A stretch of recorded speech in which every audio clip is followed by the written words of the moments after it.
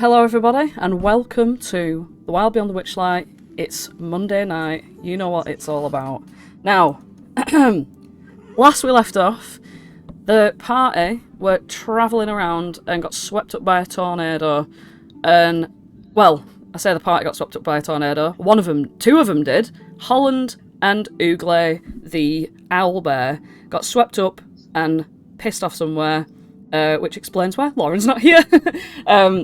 But yeah, so essentially they sent Mudlump off with the tin can, Squirt, the oil can, that's the one, to go back to Hither to get the Downfall Knights, the Bullywug Knights. And they were going to meet back at Mudlump's house whenever they want to, whatever.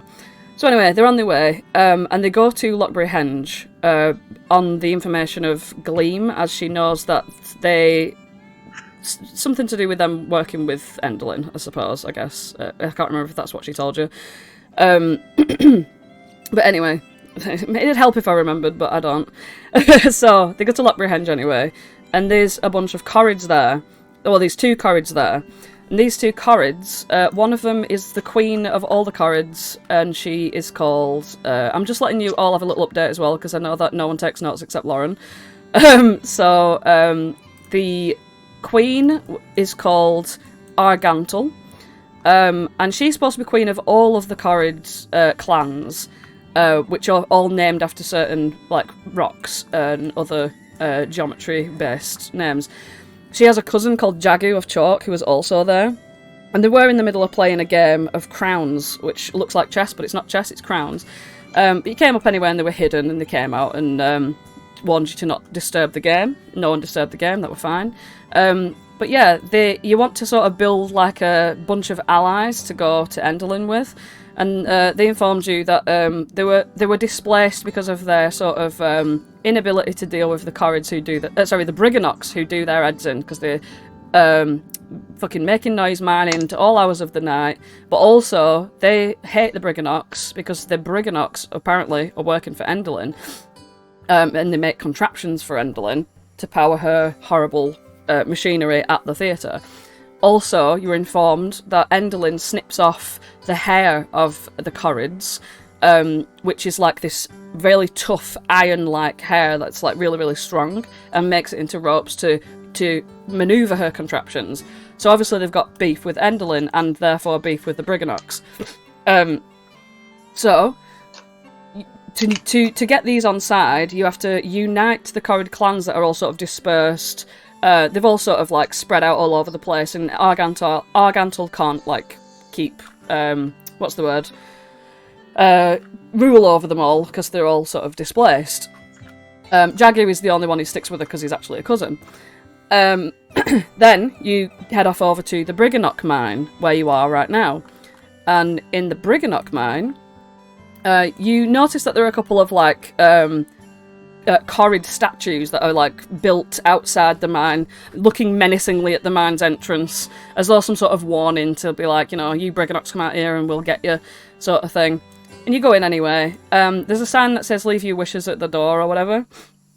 Abandon all hope. Abandon all wishes before you enter here, sort of thing. And yeah, you pass through that anyway. You find that the gems in that are being mined in here, all of the rock is actually some like raw gem material. And you get a feeling that it wants you to tell it a secret. Flopsy tells it a secret and no one hears it. And also Aerith tells them a secret. But as you're sort of like messing around, picking out some of these gems and like mining them yourself, you all sort of get put to sleep. Well, some of you get put to sleep except Flopsy and Aerith.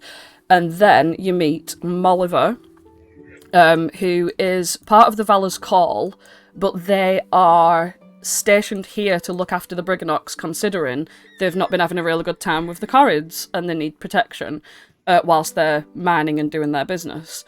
So Molliver obviously gets an idea of what you're actually here for, what your intentions are, that you want to take down Enderlin, and you find out that they don't like Enderlin either. And that Enderlin has kidnapped I don't know if you remember this, Enderlin has actually kidnapped their best architect, who's called Golmo, Golmo. He's now toiling in Motherhorn, designing new contraptions for Enderlin, who they call Creeping Lynn. So Molliver states that there is actually a secret entrance to Motherhorn through this mine, but to gain access to it you have to meet with the boss, who is called Obud. And to get to him, to get to his grotto, you have to do a test, which is to cross Ravenwish Chasm, which is this bridge. And there are 3 flame skulls. All of them have individual judgments about you. And there's certain, like, weird ways that you can get across and weird ways that you can't. There is a little bit of a scrap, because one of them doesn't like Gleam. Gleam's being a bit abrasive and pushy. No, 2 of them didn't like Gleam. And actually, I think all of them didn't like Gleam. One of them didn't like Flopsy. I can't remember how that worked, but whatever. So a little fight went off, but as soon as one of them died and one of them got charmed, they were like, okay, they retreated, and then they were arguing at the bottom of the chasm. So that's the flame skulls gone. You crossed over the chasm, and everyone had a word with Gleam, especially Aerith, and Gleam apologised for being so mean and judgmental, etc. And everyone had a group hug. But the main reason why Archie flew across this bridge in the first place was because there's only a bloody pony in this grotto. A pony, by the way, called Keg, which has... Oops, that's its stat block. Okay, let's have a look. Yeah, It's literally just a medium beast horse. Whoa, guys, look at that. There we go. Aw. Keg, who has a house on his back, strapped to his back like a saddle. So, yeah, this house isn't open like in the picture. It's not got the little Brigganocks standing there. Yeah, the door is shut. But yeah, so here you are in the grotto, standing in front of Keg.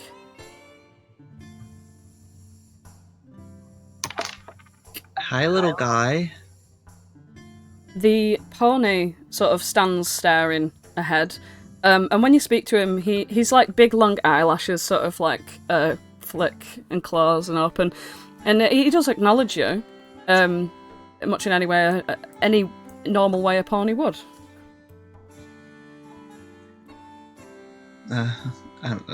Speak with animals. Hi, my name's Archie. What's yours? Hello. My name's Keg. Pleasure to meet you. Oh, the pleasure's all mine. What are you doing, in this mine? Why, I work here. You work here? Yes. I have the honoured job of carrying the boss's house upon my back. Take a look. He, moves his head towards the house, which is very obviously visible. Are you wanting to meet with him? Oh,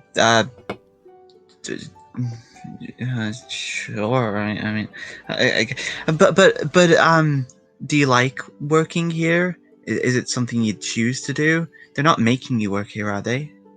Oh, no, not at all. If I wasn't working here, I'd be out in the wild with the scary shadows. That's a decent point. But if you were in a nice grassy area, you could run around and they're not making you jump over things, are they? Oh no, I just carry his house, and sometimes pull the crates with the gems in. And do you like doing that? It's a very honourable thing. Do you know what those gems are for? What they contain? No. Why didn't you tell me? He looks this way and that. As if he's telling you a secret. Yeah, Well. Archie looks to the side and leans in close. He click-clops his way to the sort of edge of this chasm. He looks down and he says, "Can you see the glittering gems at the bottom there?" Can I? Well, those are evil wishes that we do not wish to appraise or to keep. We feel them, look at them, listen to them. Well, the Brigganocks do. I don't have that ability, unfortunately. But if any of those wishes are evil or bad-natured, we throw them down the chasm. But the good ones, well... He looks around at all of the gems of the, stone walls. They're not just, individual gems, it's a huge... Like I explained before, this entire cavern is a gem that they can clip from. And within it all, as you look around, certain bits, pulse with different colours. One of them's, a yellow colour, a pink colour, apple-sized, pulses, whoom, whoom, whoom. And he says, wishes that are made in the material realm are stored here, and we can chip away and make them into a wish stone. And some of these wish stones are incredibly valuable. And what does a wish stone do exactly? Well, they contain wishes. Ooh.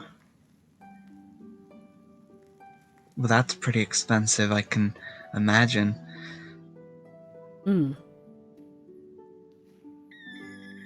Only the best get kept by Obud. Who's Obud? The boss in the house. Oh, yeah, him. Maybe my friends want to talk to him, but I'll just keep talking to you. I turn to everyone and, you can already hear my side of the conversation. But I turn around and I say, yeah, guys, Keg, do you mind if my friends meet Obud? His name is Obud, and it is not for me to say. If you wish to meet him, one must rap on his door. It's very tiny, so you just have to tap with your little finger. Well, you heard... you didn't. Right. If any of you want to talk to Obud, you gotta tap on his door, but be very careful.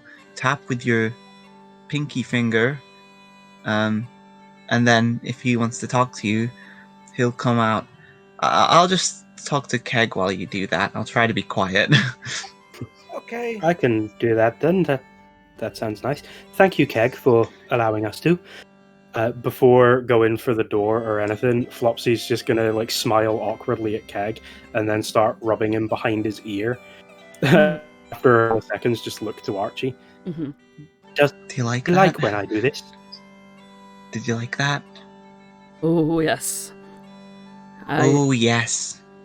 Could you ask him to please scratch under my chin? It's a difficult area to get. I'll get that for you. Thanks. And as you do, he extends his jaw forwards, and you can see that his eyes sort of close a little bit as he's enjoying the scratches.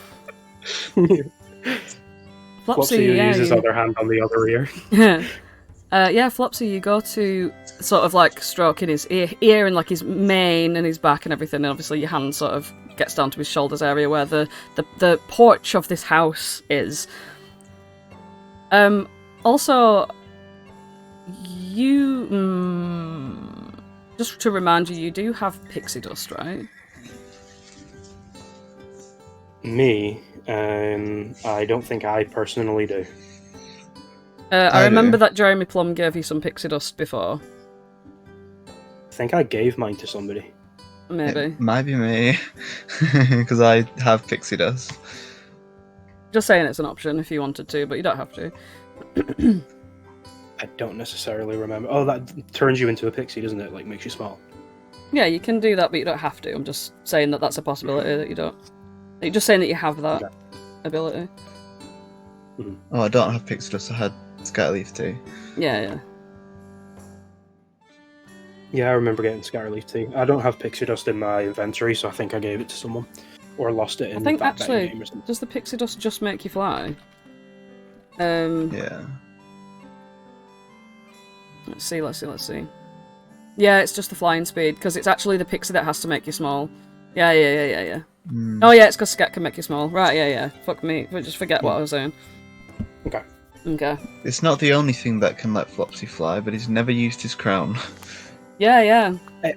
I was, unless I misinterpreted, I think that crown's got 3 charges. Yeah. So I've been saving them. Yeah. Grand finale and all that.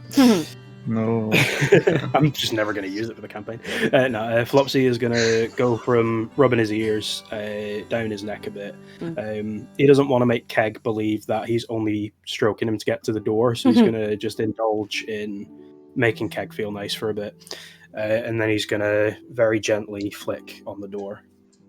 You see, this little house is actually really cute, like a little dollhouse sort of thing. And you see these like floral curtains in like the front left window sort of twitch, and then these huge like where there were once very squinty eyes inside these glasses, like sort of the glasses come on his face, and then his eyes just become extremely huge, and it's one of the other little Brigganocks. I'll show you a Brigganok handout. Flopsy tries to look as friendly as possible.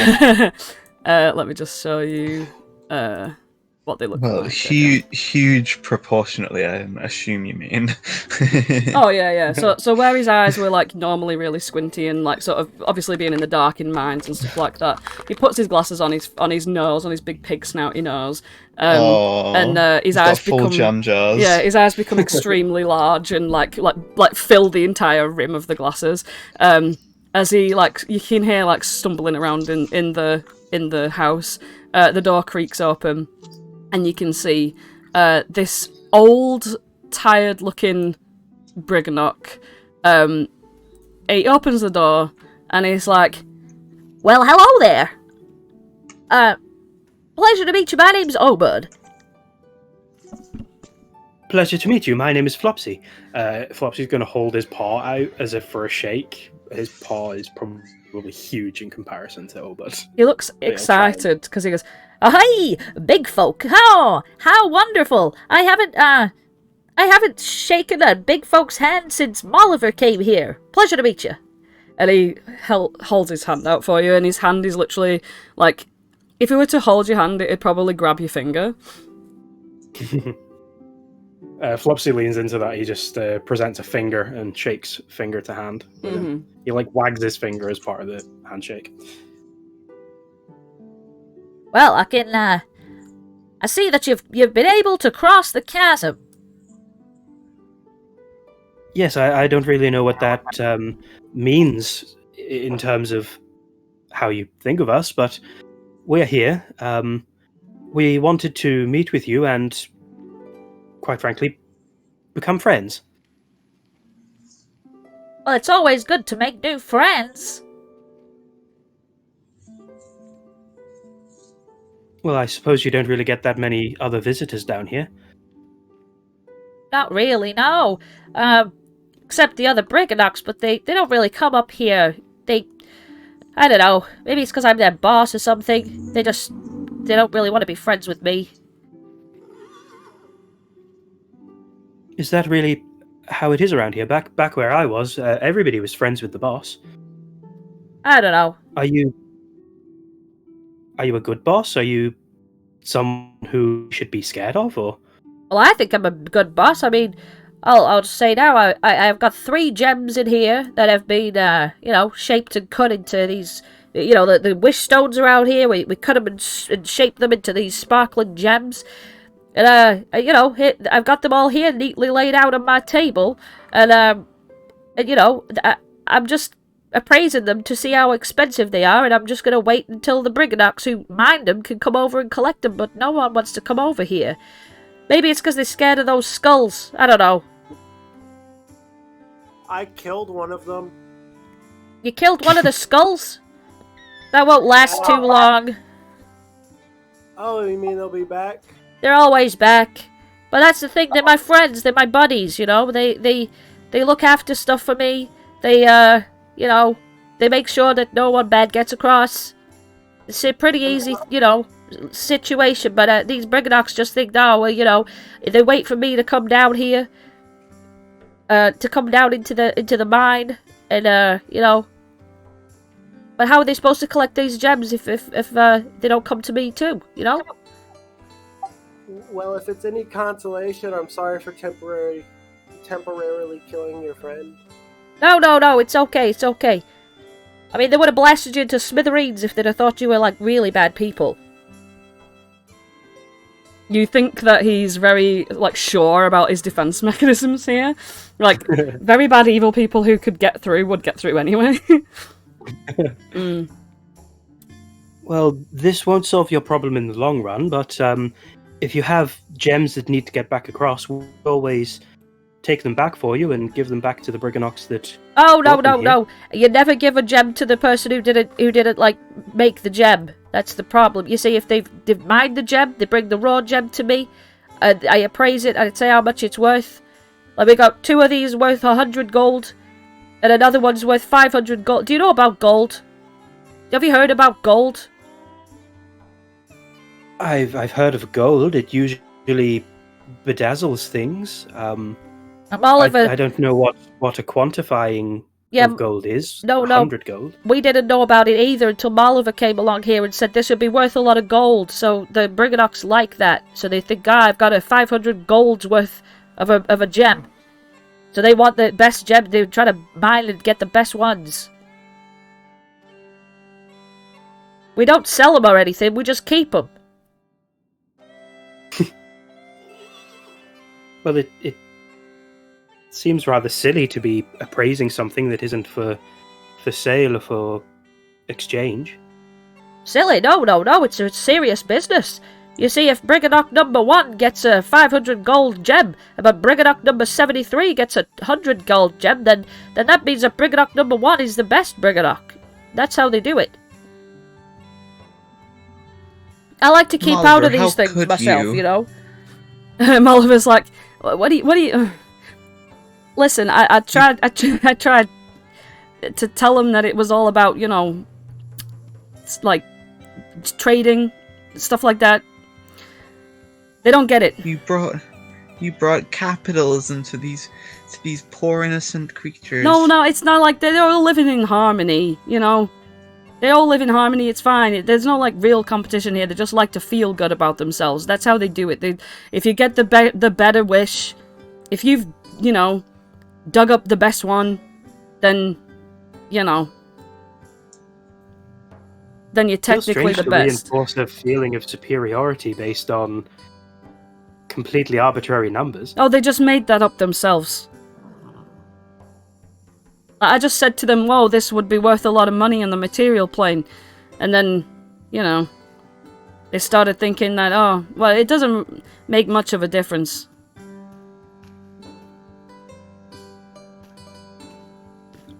Archie shakes his head and then goes back to petting Keg. Obud's like, oh yeah, and by the way, it makes them work a little harder. And you know, if Brigganocks number 75 or whichever one I said, I can't remember, says, oh, I only got 100 golds worth, I want to get 4 more 100 golds worth, so they'll just keep mining. I don't have anything to do with it myself because they just bring them to me, and I take a look at them and I go, hey, that one's probably worth 500 gold. Do you actually know what any of them are worth, or are you... Flopsy looks to the left, looks to the right. Are you making up the numbers when they come to you? I judge them based on the wish that's inside them. So I'm the only one out of these Brigganocks that can hear the wishes inside. And I can also hear who the wishes came from too. Can anything be done with the wishes once they're heard?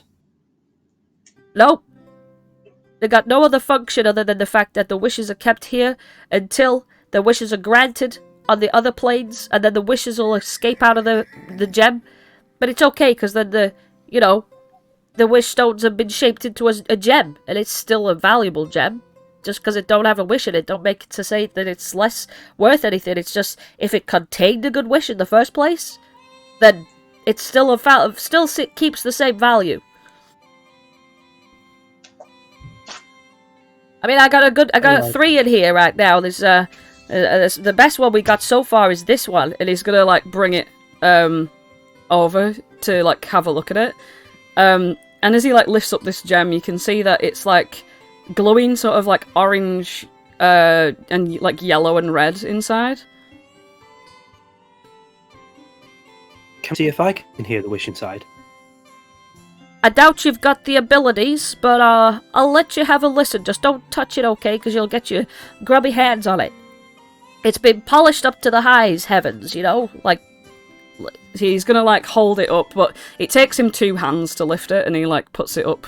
It's about the size of a regular apple. He, like, puts it up to your ear. Flopsy looks down at his paws and then starts wiping them on his jacket and leans in to listen. Roll an Arcana. Ooh.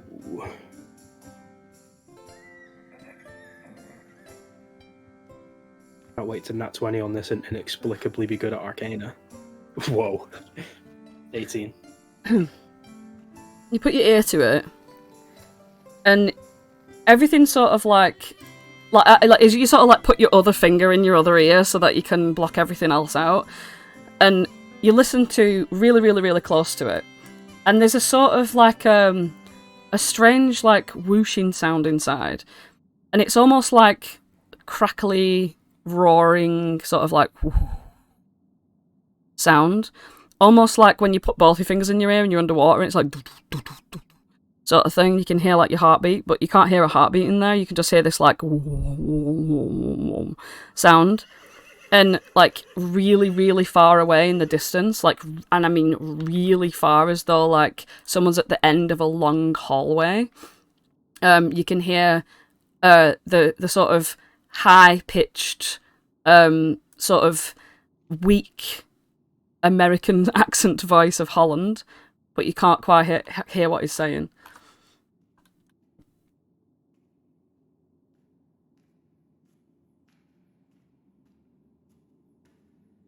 As Flopsy has his finger in his ear, straining to listen, he muses aloud. It's like he doesn't cough. Trying to hear the words while the music is slightly too loud. And then he makes out whose voice it is. Where did you say these wishes were made on another plane? That's absolutely right.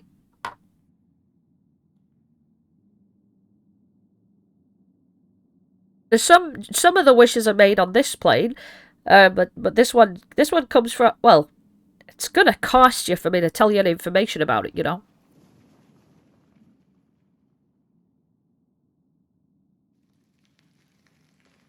I could try to guess the plane, but we've been to many. How about in exchange for you giving information?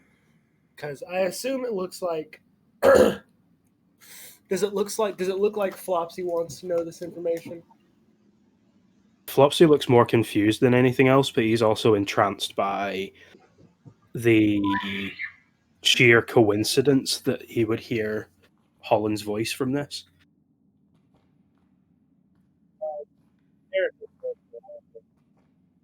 What? I said Aerith doesn't know what Flopsy heard, but based off of his like expression and demeanor, Aerith kind of like, what if I give you a wish of my own in exchange for the information? Well, if you say a wish in this place, it'll get taken by the by the gems. No, I don't accept wishes as payment. Look, I wasn't fixing to get rid of this, but considering everyone seems to want to know about this gem, I guess I'll have to part with this chipped teacup. He looks at it and he's like, You see, I deal with a little bit of different stuff. You know, I deal with he looks around like much in the same way that the pony did. Oh God, please mute whilst that's happening. He looks around in the same way that the pony did, like as if to not like let anyone know what he's gonna say, and he's like, I accept like the highest, the greatest things in the world, which you know we all know a wheel of cheese, or a head of lettuce, sweets, candies, and apples, other foods like that. And also, we like to give the apples to Keg. So if you give me an apple, that's a present for Keg, really. But I like sweets, cheese, lettuce. Not limited to those things, but just those kinds of foods. I have something for you then. I'll pull out the last dandelion petal that I have. It doesn't look really sweet to me. Give it a nibble. Trust me. No, I like I said, it's got to be the tastiest foods of all time, and that looks like a petal to me. I don't eat flowers. I know what it looks like, sir, but if you trust me, it's one of the sweetest things you'll ever taste. I don't want to be rude, because, like, you know, you're not even in my house, so I don't have to do the hospitality rule. But I'd rather turn that one down, thank you very much. I prefer hearty foods, sweet foods, and healthy foods. I definitely understand the feeling. When you want sweet, savoury, simply doesn't do. I do agree with Aerith, that is a fantastic meal that she prepared, but I have a proposition. You want something for the knowledge in this. I'd like to have the gem, if that's okay. First of all, for the knowledge, you say you like something sweet. Well, I could give you the sweetest thing that you'll ever taste. I'm going to present a cupcake. I'm kind of playing fast and loose with Flopsy just being able to have cupcakes. Can I just burn one of my bardic inspirations to give him one? Yeah. That's how it works anyway. Cool. Yeah. He looks at it and he literally, like, a big tongue comes out and like flips over his mouth. And he like, you know, like Gurgi from the Black Cauldron, how he's like munchings and crunchings. He looks at it and he's like, well, that's a very fine specimen you've got there. That's that looks really tasty. But you see, the thing is, I can give you the information, but I can't really give you this gem because it belongs to Brigganocks number 38. He's not come to retrieve it yet. He's the one that dug it up, and this is the one that's worth 500 gold. And it belongs to him. It's not mine to give away. I can tell you about it, though. Do you reckon I could perhaps speak and barter with Brigganocks number 38? Well, Brigganocks number 38, well, it depends where he is. Like, sometimes he's sleeping in his house, sometimes he's mining. You know, it depends if you can find him.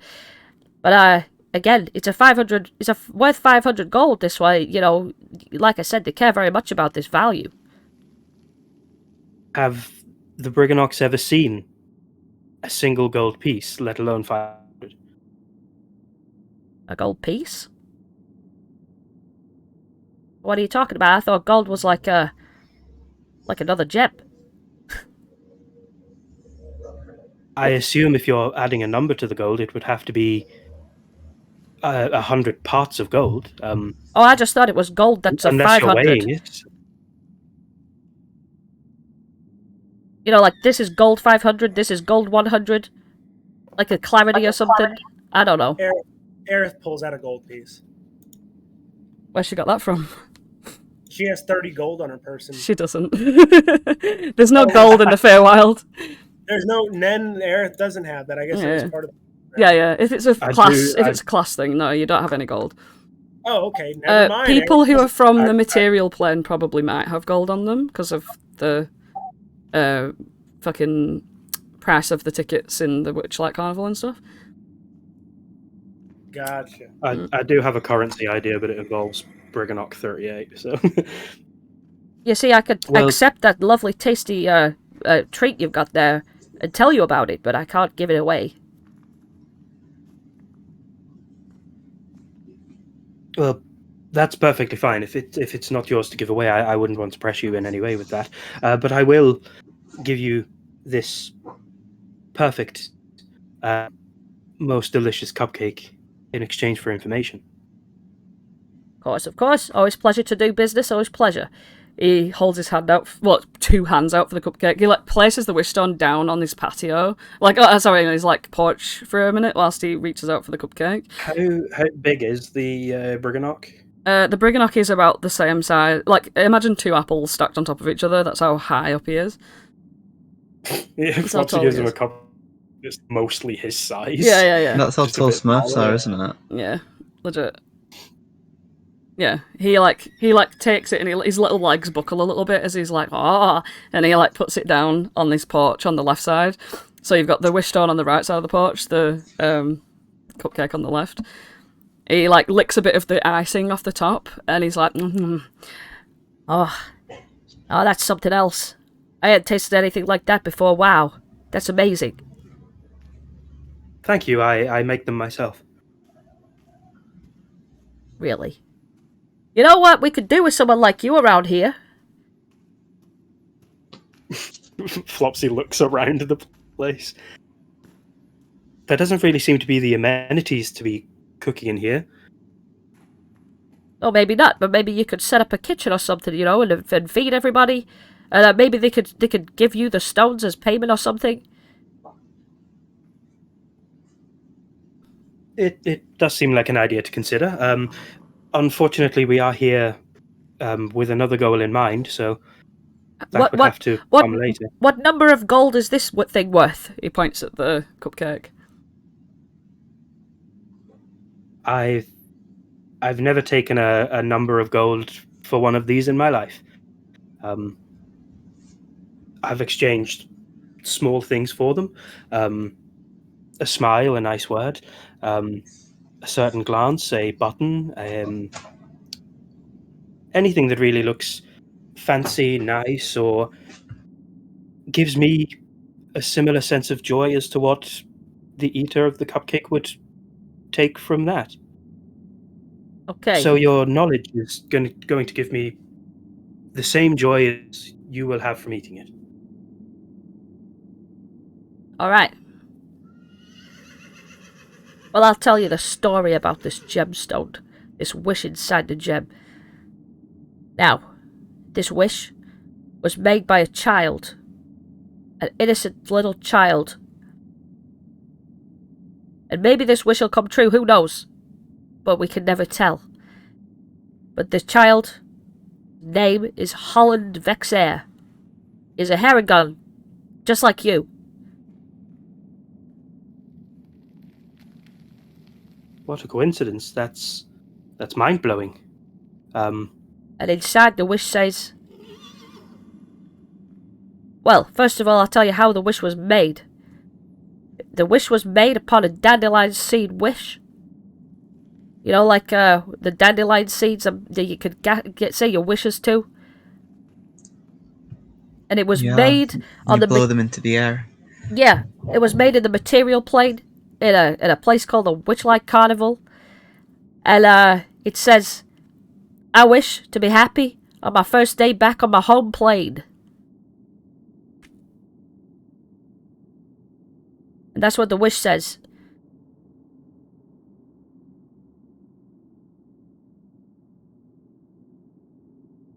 Flopsy's looking at all of the little dandelion seeds floating in front of his eyes before he blinks and they disappear.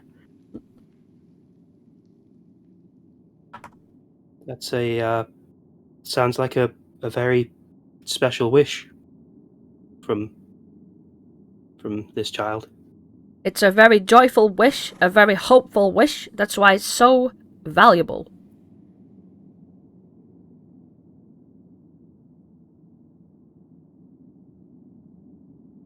What happens to the wishes that don't come true? Do they just stay in the gems forever? That's right. You can see it through the colours. You can hear it if you've got the powers. But yeah, when they come true, they disappear. But the bad wishes, oh, they go down there. And he points at the bottom of the chasm.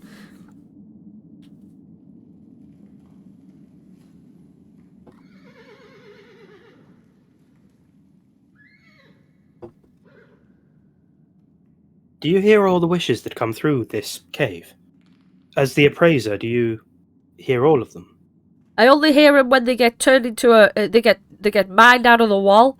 They come to me. They get shaped by the other Brigganocks. They shape them into a gemstone. They bring it to me, and I can value them. I hear them then. We got another one. We got another 2 here.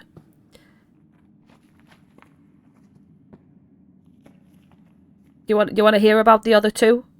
Have you got another 2 of those cakes up your sleeve?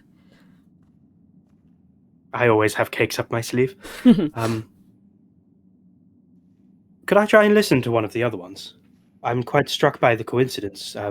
You know, the child being a Harengon just like me and all. Of course. Yeah, sure. He's gonna go into his house and bring back the other 2. The one of them is like a sort of like leafy green colour. And the other one is like a sort of like brown, sort of like muddy colour.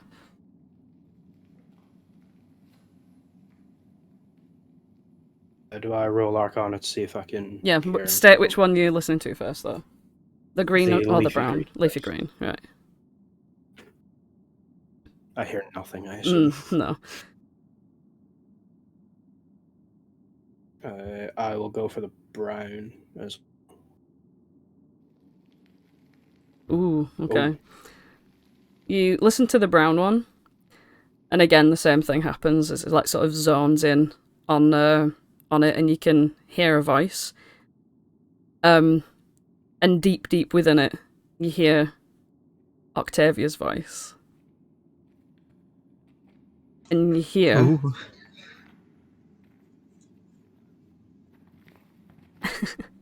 You hear her actual voice saying, I wish that, like, me and Archie will be together one day.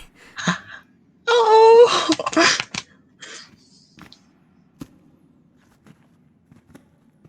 I'm leaving this in the hand of the dice. Oh, Flopsy has a pretty decent poker face. He's not going to react to that.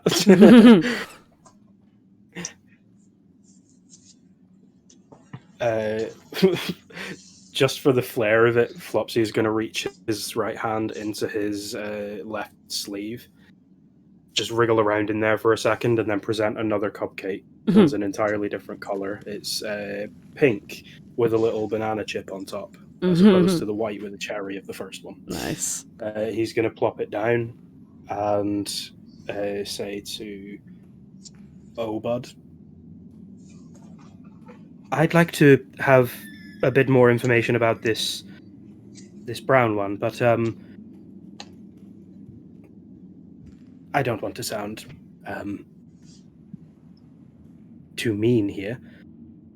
As you're a businessman, and I'm the one presenting the cakes here. Absolutely right. Could you tell me about this? And I'm going to start a mind message. I'd rather hear about this without my friends hearing, if that's okay. What are you talking about? This brown one? This brown one, yes.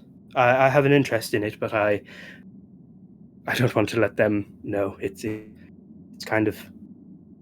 Oh, right, okay. a bit of a secret, really. Well, this one was brought to me the soonest out of all of these ones. It was the most recent one, and this wish here was made in this plane.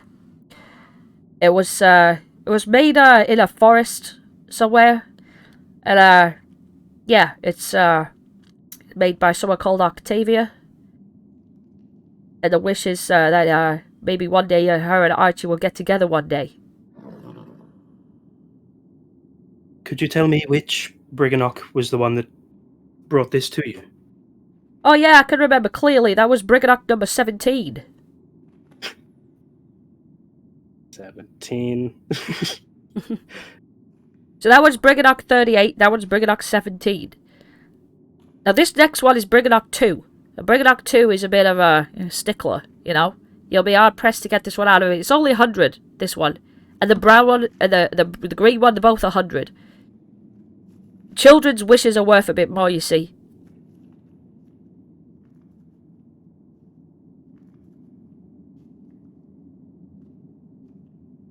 I feel, given my interest in the other two, I should probably inquire about the leafy green one.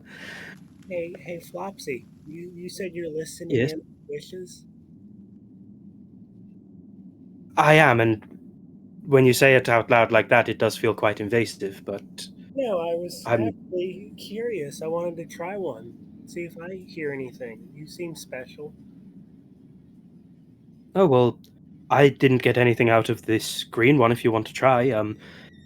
I find that trying to be in tune with the tone and the lyricism of the wish helps. Just barding it up a bit, and he'll let you go forward for the green one.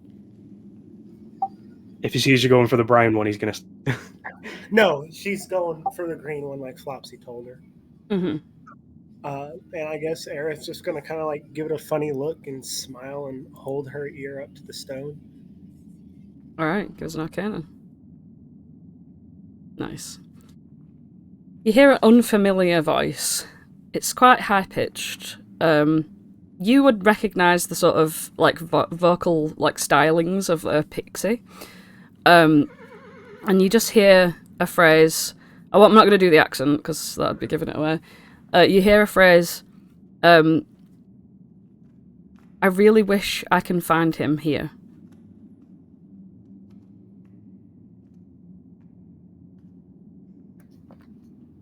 Well, it sounds like a pixie, but I've never talked to one before. I've met a few pixies in my time. Did they wish for anything specific? I wish. Oh, am I not supposed to say them aloud? I kind of look at Obert. Well, I mean, it makes no difference. It's not going to ruin the wish. Oh, okay. He said, did it sound more feminine or masculine? Definitely like a high-pitched male pixie voice. Gotcha. Oh. Yeah, they said that I wish I would find them here. Find him here. I wish that I would find him here. Mm-hmm. A pixie looking for his friend? Presumably a friend. Yeah, I heard it. Isn't it wonderful to be able to hear something like that? Who knows how long ago they were said, but they're perfectly preserved. Well, I could tell you for a bit more information. I could give a bit more information for a little bit more of these, tasty treats.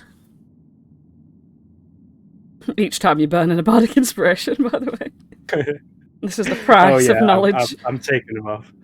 If we short rest soon, I'll be fine.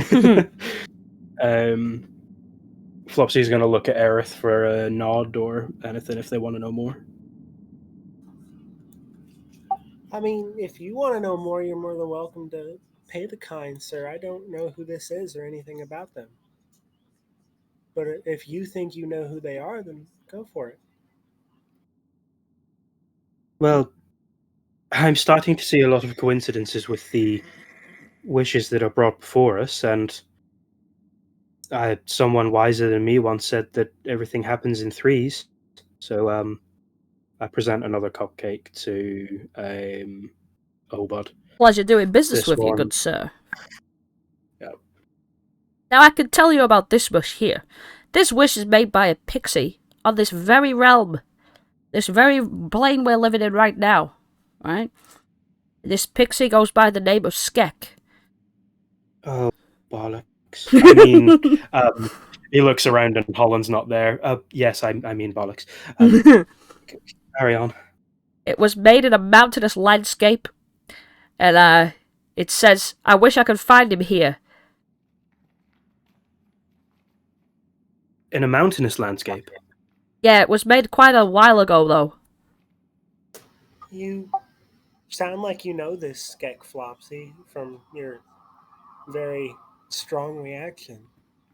I definitely know Skek, yes. And Skek is...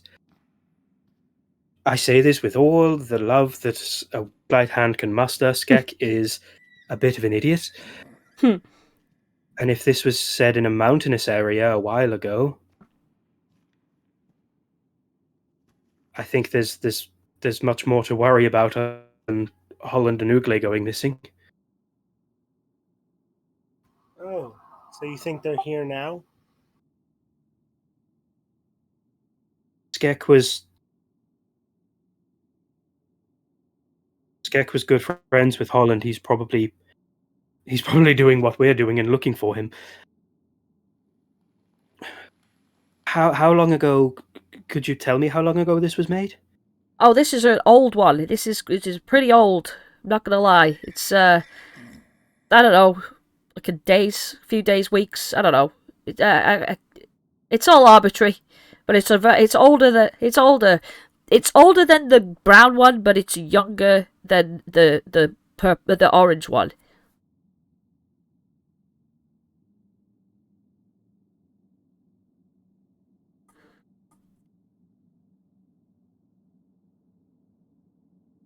Just for the sake of knowing all of them, could you tell me which Brigganocks brought this one to you? Oh, this one was Brigganocks 2. That's easy to remember. So you got Brigganocks 2, Brigganocks 17, Brigganocks 38.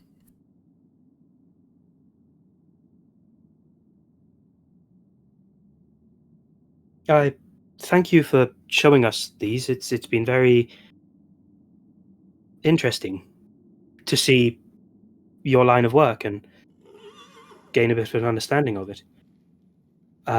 Flopsy kind of shakes his head to like rattle some things loose, remembering they actually have a job to do. We all have a line of work to introduce you to. That's probably not a great way of segueing. You know how I don't really understand your valuing system for things, but you seem to have motivated all of your people, and you seem to be, by all accounts, a great boss. Thank you. I like to pride myself on my good appraisal skills. You're welcome. Now, what would you think if I were to mention the idea of a bad boss? Someone that people are really afraid to go and see and nobody wants to be working for? I guess you gotta talk about Creeping Lane. Like, everyone knows about her. I'm glad that I could say bad boss and nobody likes her, and you know exactly who I'm on about. I know exactly who you're talking about as well. Because, I mean, she sure is a piece of work. That's for true. Well, if you're in the business of appraisals, we are trying to be in the business of removals. What you planning on? Was stealing from her? Oh no, we're planning to. Looks right. Take her out. Nobody wants to work for a. Flopsy goes wide-eyed for a second, and then goes, "No. Nobody wants to work for a horrible boss." And Gleam just steps in. Yeah, Gleam steps in, and she's like, he means to kill her. And Obud's eyes widen, like, outside of his glasses, and he's like, "Wow, you're planning on killing her?" She's like, right. Yep. Do you know how powerful she is? Yep. Like, on a scale of 1 to 25, how would you rank her? Well, it depends what the scale represents.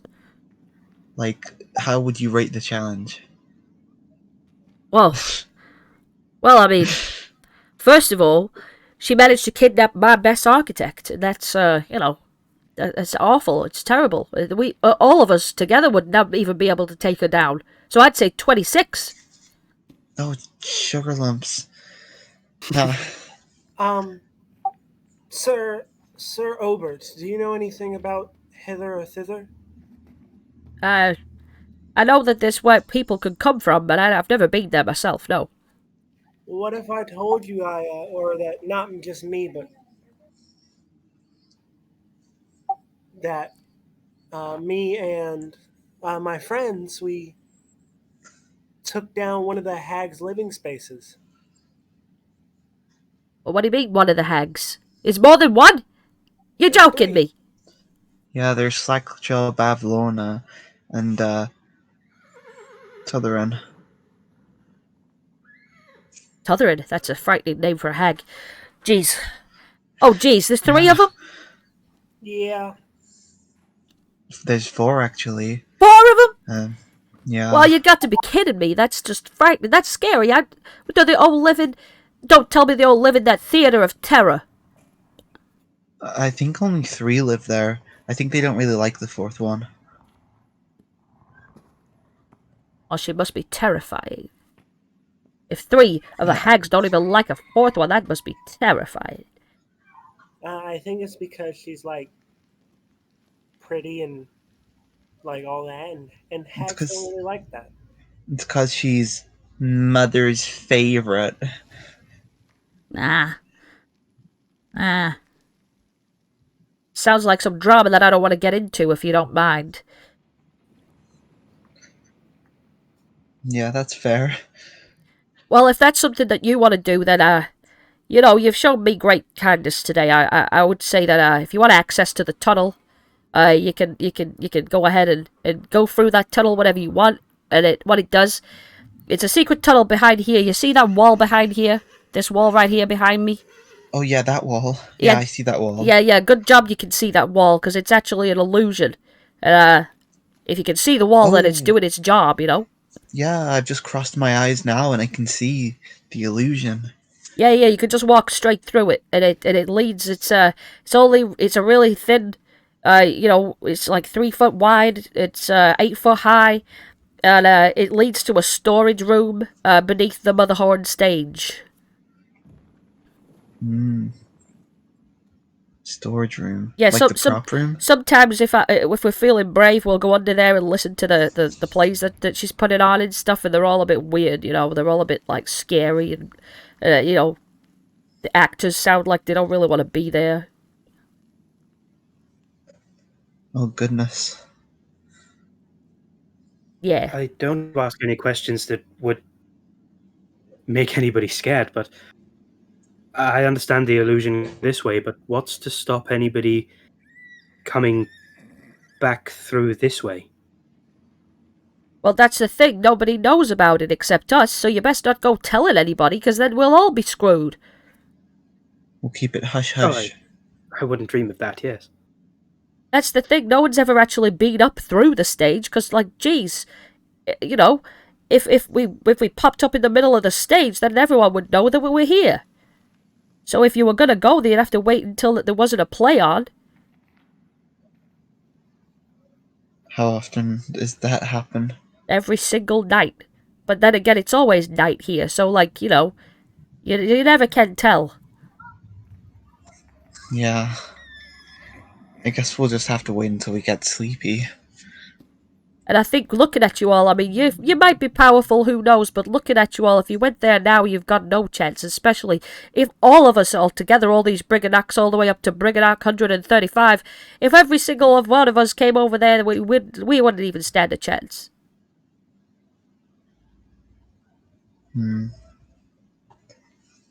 But what if we got us, we got the Brigganocks, and we got the Korreds? Ah! What do you mean, the Korreds? They're evil. They're working for her. Why would they fight against her? No, I think there's been a confusion, sir. You see, the Korreds think that you are working with Creeping Lynn, and you guys think that they're working with them. So I think it's a thing of confusion, and if you sat down and talked about it, you might actually get along. Well, not that well along, but I think you'd at least be able to, like, not hate each other as much. He thinks about that for a second. It seems to have been bamboozled. Yeah, divide and conquer and all that. Capitalism, you know? Yeah. And I heard that Queen's not exactly, you know, ruling over her clans anymore. I've heard it's all separated. So, Right, but we're looking to put them all together, unite them. Against Creeping Lynn. So what you're saying is you're going to get the clans together, you're going to get my people and the Korreds together, Are we all gonna go and fight Creeping Lynn? Yep. Yeah. Well, that sounds like a deathly plan. I'd love it if I was just able to stay in my house. I don't want Keg to get in any trouble. If any, Oh no, I don't want Keg to get in any trouble either. I can't exactly ride him through the tunnel all the way under the. It just wouldn't make any sense, you know. I'd much prefer to stay here in my mind, where this is where I'm supposed to be. If you could convince the rest of the Brigganocks to join it, I guess so. I'm their boss. I can tell them what to do, But it's up to them too. Like if they want to actually go in there. They're very scared of it. I think it's more than gracious of you to offer access to the tunnel more than anything. You just have to be okay with the Korreds coming through here, if that's okay with you. Well, once I get an apology off them, but once they destroy those stones outside, those horrible statues, then I'll believe them. That'll be it. That'll be the solidifying business model,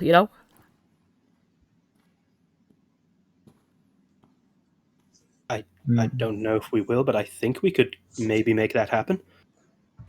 All right, but I'll just say it. I know it's a bit cowardly of me, I know, and I know my best architect has been kidnapped by a Creeping Lynn, but I just can't do it. I'm sorry, I just can't go in myself, but I can definitely give you the access.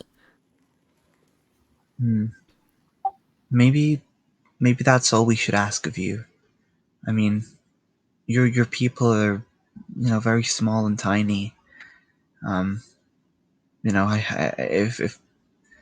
If someone stepped on them, Well, I can tell you that they're really good at digging through places.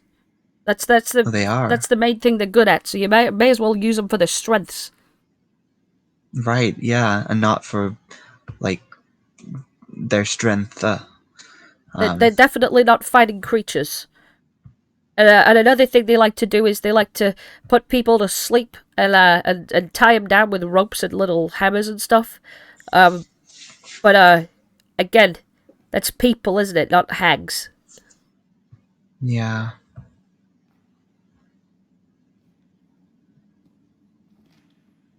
Okay.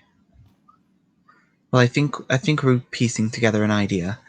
We'll have to think it through, get it solidified. Sure. Well, this has been a heavy conversation. It's a lot of things brought to light.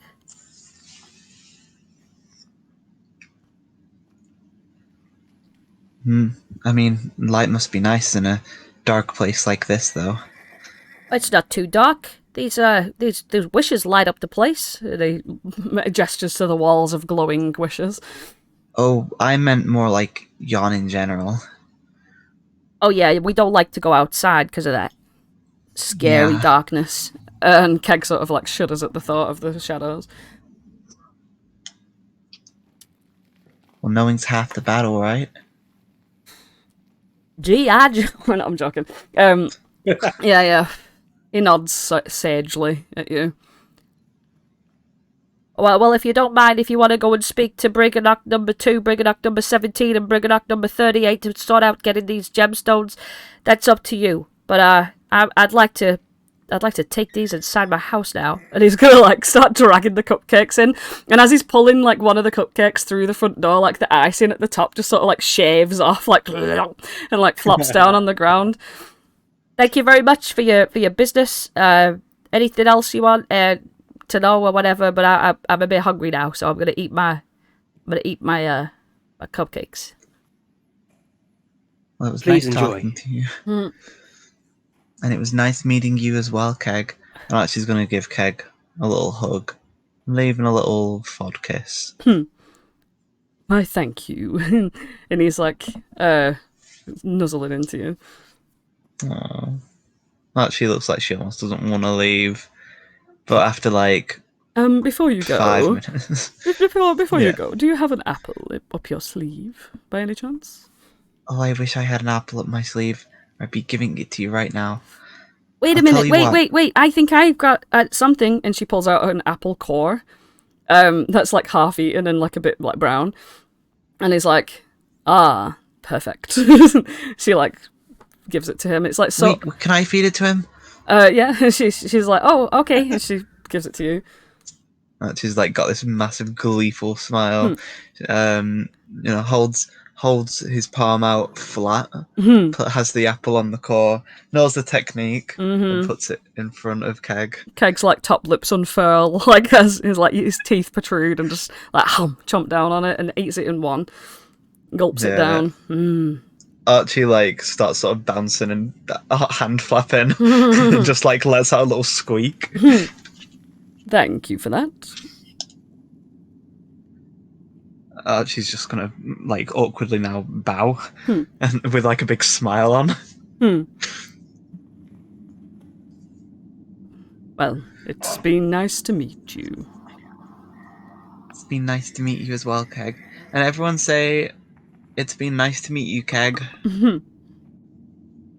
It's been very nice to meet you, Keg, and I'll scratch his ears again. It's been splendiferous to meet you, Keg. He nods at you all. Alright, I'm going to close this door now because it's a bit weird because I've got in my house, so I'm going to go. Bye. And Yeah, bye. he's dragged all of the cupcakes inside. They like take up a lot of his living room. Molliver, do you know all of the Brigganocks by number? It's kind of hard to differentiate them, I'm not gonna lie. You kind of gotta like get them all at attention, and then they all line up in order. Wait, Flopsy, you're not thinking of like giving them gold, are you? I don't have any gold to give them, no. I do have something that might work, though. I'm not sure about... They already have an idea of value trumping the other value. I don't really know if I want to introduce actual currency to them. Yeah, capitalism's pretty bad. Like, once you start, it's all over. Like, say goodbye to, community.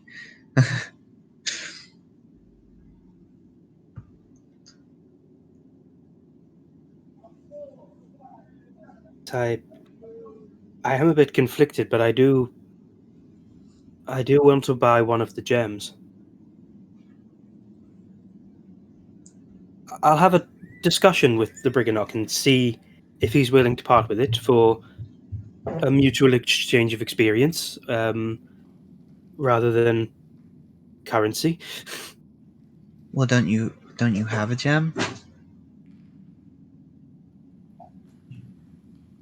I have a gem with my own wish, but there's a wish that I'd quite like to get from inside the house. Wait. Okay. I'm thinking about this, right? If you have a gem with your own wish in it, maybe you should get it appraised. And then maybe you could do like a swapsies. Like, if it's worth the same amount.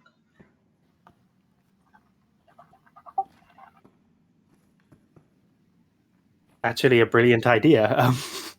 I have one that we could use for trade as well, and she'll pull out her gem. But that's not glowing. It should be. I said something into it. The ones that you've spoken into when you told it a secret, they don't glow because they're not wishes. When you rolled to see what the gems wanted, you didn't roll high enough to know that they wanted a wish. Right, okay. Oh. Yeah, that's how that works. Now we know. Yeah, because it was just a secret that you told them. Yeah, but Flopsy is filled because he wished to know what the Brigganocks were. No, that was that went into a different stone. That would have gone into the walls around the place. Yeah. We could fill them with our wishes. Mr. Obert. Well, maybe we should fill them and then get his attention. I know. I was gonna. We would have to go and mine the wishes after they get taken in by the stones. The door creaks open and can... the door creaks open and he's like, "Yes, I'm trying." He's just got icing all around his mouth. I'm trying to enjoy my dinner. What's wrong? I just wanted to know if we had permission to mine some gems out the walls. Sure, I mean, go at it. It's this entire cave is full of it, so it's fine. If you mine it, it's yours. She pulls out her hammer and chisel. But just remember that you might mine someone else's wish. But as long as you mine it, it belongs to you. You know. Do you have any like mining supplies that we can borrow? Yeah, the Brigganocks have got plenty, but they're really small. That's fine. I've got. I can hold it between my fingers.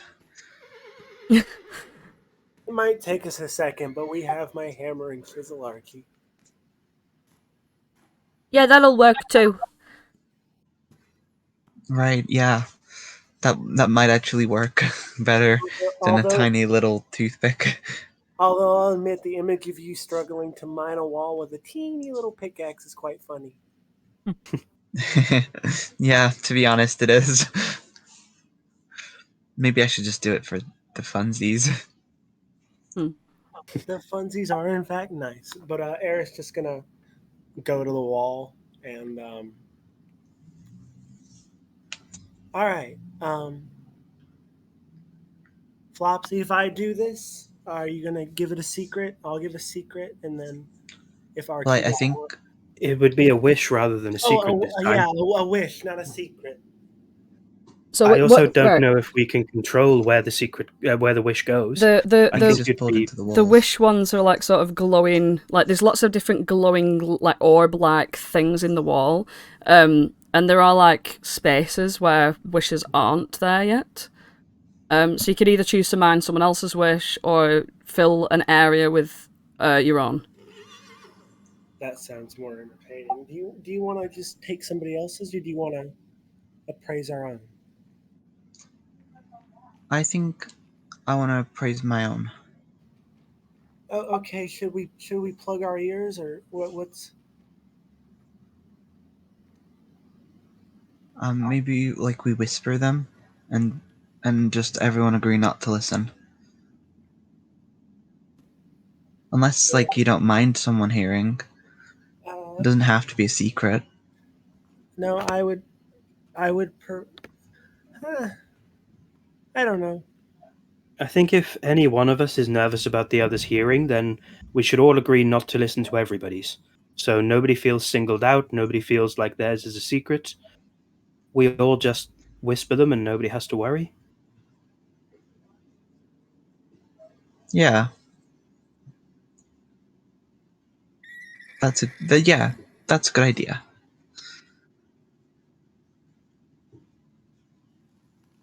Who wants to wish first? Well, I know what my wish is going to be, and I don't mind everyone hearing that. So I'm just going to go to this wall here and say, I wish to have my sister back. And in front of her on the wall, sort of lined up where her mouth is, it glows like a silvery white, like woof. All right, awesome, and I'll mine that out. Yeah, you can mine easily. It just takes a little while. Yeah, first stone acquired. Who wants to go next? Well, I guess I will. Let's see. What's a good area? Oh, these little rocks. Yeah, we can just get them into here. Octavia comes over to Flopsy as you go over there, and she whispers to Flopsy. She's like, "I wonder what Archie's wish is." Like it wouldn't be like good to listen. You know, he already said to stay away, so I'm not going to listen. It's okay. And she covers her ears. Yeah, Flops. I have a question. Yes? What was in those the brown stone and the really expensive one that made you like so curious to want them? Well, the really expensive one, as Obad said, was an old wish from Holland. Although I was going to say that was really great. And sorry, Paige. It was an old wish from Holland, but unfortunately, I don't know how I don't know how valuable. Valuable. Wow, Mhm. valuable. I can't say that as Flopsy. Mhm. Don't know how valuable it will be to us, because unfortunately, the wish can't come true. It was a wish for his first day back on his home plane, and well, he's been here for several days, and if the wish is still inside the stone, he's not happy. Oh, I'm sorry to hear that. Well, we can't change the past, but we can look forward to the future. Indeed. And the That's brown why I'm interested in getting one of the wishes. It feels hopeful for the future. Yeah, and what was the brown one? I noticed you were like staring very deeply into Obert's eyes. Yes, it was a voice that I didn't expect to hear all the way down here. It was the wish of an old friend from the carnival. It was quite strange to hear them again. I'm not even going to roll. Aerith Mhm. trusts Flopsy. Nice. Octavia's just standing there looking totally innocent, but with her fingers in her ears. Yeah. I might be deceiving, but trust me, I have wholesome plans. Meanwhile, as long as there's no crashing and banging going on at No, Peach's no house. crashing and banging. Meanwhile, for Archie. a brief second. Yeah, all these are having like a little hush conversation, and Archie, you walk towards this wall, and again, that sort of silence comes over you, and you facing the rock. I do the thing where I look to the side. Everyone's been looking And this way and that today. looking hither and toe, and lean on in. I wish that I could love again. Oh, No. you cut out the little gem. Shit. Okay. Can you hear me now? Yeah. So I wish that I could. No, love... you cut out the gem. No, you Peach. cut out the didn't gem. cut out- Yeah. You cut out the gem. No. Yeah. No, we heard it. Yeah. I just yank it out. You keep it, and what color would it be? Archie colours. Perhaps. I'll tell you what colours it would be. Green with Be a veins green. of red, I think. Well, it'd be a green, Yeah. yellow, and veins of red. Mm-hmm. And it's actually shaped like a love heart. Aww. Yeah. It's really cute. Octavia is like looking at Gleam and Archie, and she like looks around and she's like, "Okay, I'll do one. Do we need another?" I guess we're all doing one. It doesn't have a little friendly competition. See whose wishes is the most valuable. Okay. We're friendly teamwork. Friendly teamwork too. Okay. She's gonna like lean right close to it, like look this way and that. She's gonna. Are you trying to not listen, Archie? Archie is able to very selectively hear things and selectively not hear things. Mm-hmm. That's So Archie's not listening. Archie Is she simply will not. Is he putting his fingers in his ears? Fingers in ears, eyes closed, face scrunched up. Okay. So Octavia whispers to the rock. And no one hears what she says. Oh no! And do not. Yep. And she tick chops it out, and it's a very very bright red color. Oh. It's more red than green, but there is green to it. Oh. Mm-hmm. With the little veins of yellow as well. No, it's just red and green, like Christmas colours. Like winter Eladrin Day colours, yeah. All right. Flopsy, do you want to go next? I can go next. Yes. Nobody seems to have gone over to this spot over here, next to the fake wall.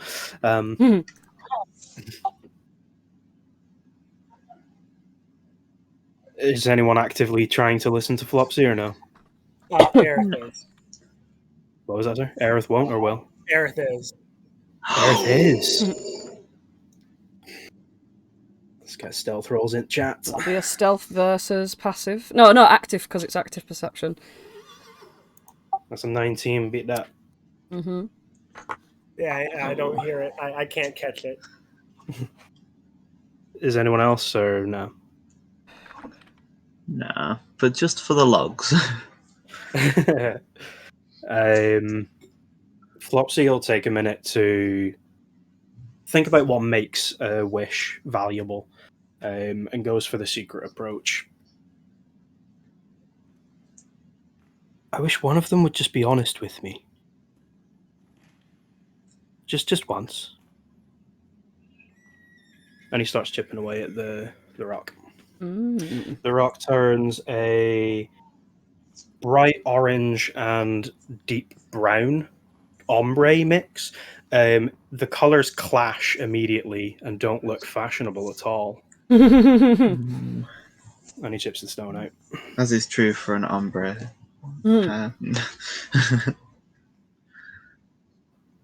I literally googled colours that clash for that. I'm not really sure if they clash that much, but Like blonde, it's ugly. It's my turn. Is anybody going to try to listen to Aerith? no, because Flopsy's a nice person. Hey! Gleam will. Oh! But you don't know. Oh, I mean, I don't, but yeah, Aerith tries to. Let me make the check first.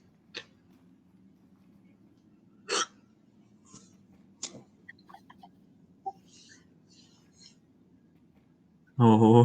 So it's 14. Yeah. You don't know? Okay. Mm-hmm. She gets into the wall and whispers, I really wish Gleam comes to see the orphanage with me one day. Okay. And you dig it out. It turns into like this bright autumn color, like it matches her hair. Nice. And I think we have all the stones, so Aerith goes and taps on Obert's door. You open it this time, and he's got like a very bloated belly. Aww. And he's like, "All right, okay, all right." Has he got like a normal sized napkin that he's wiping his mouth? Literally, yeah, for real. Yeah. He's like dusting the crumbs off him. Yeah. Any news? Any updates? What's going on? We would like you to appraise some stones. Oh, okay. Oh, great. Right, I'll pass them over and I'll have a look at them. I'll take a look. He brings out this like eyepiece that like when he attaches it to his right glasses lens, it like extends like to like a small pinpoint, like almost like a telescope but the wrong way around. So like it's wide at the eye and then it's thin at the end. And he's going to peer into each one. So first he's going to peer into Archie's. Ooh. And he goes, "Oh, wow. Whoa. This is a very complex wish. Ah." He's like looking at the different swirls and everything. And he goes, "Well, this one's worth 300 at least. I'd say 300 to 350. Oh. Holy smackerel.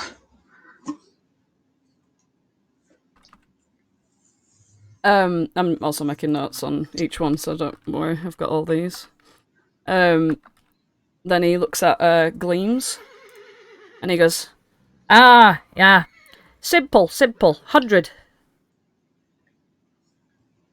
he looks at Octavia's, and he goes, Oh, now this is a deep one. This is a really deep one. Oh, this has got conditions to it and everything. Oh, I won't say too much because I need another cupcake for that. But, yeah. Let's see. And then Octavia's like, no, don't, no one give him a cupcake. Yeah. This is really good. I think this one's about 400. And this one, he looks at Aerith's.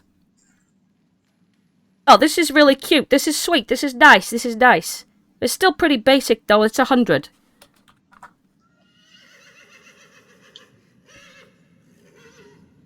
He looks at Flopsy's. And he goes, "Oh, bless you. Oh, dearie me." Did he sneeze while he was wishing? Oh, this is a bit of a sad one. It's a little bit sad, but I won't tell you the nature. I want to, let's see. I'd say about 300. Wow. Flopsy is surprised by that. He's got an O face on. Oh.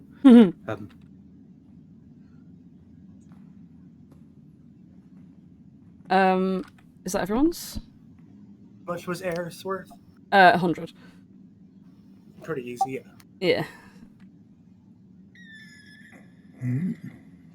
So we got Archie 350, Gleam 100, Octavia 400, Aerith fucking 100, and Flopsy we got 300.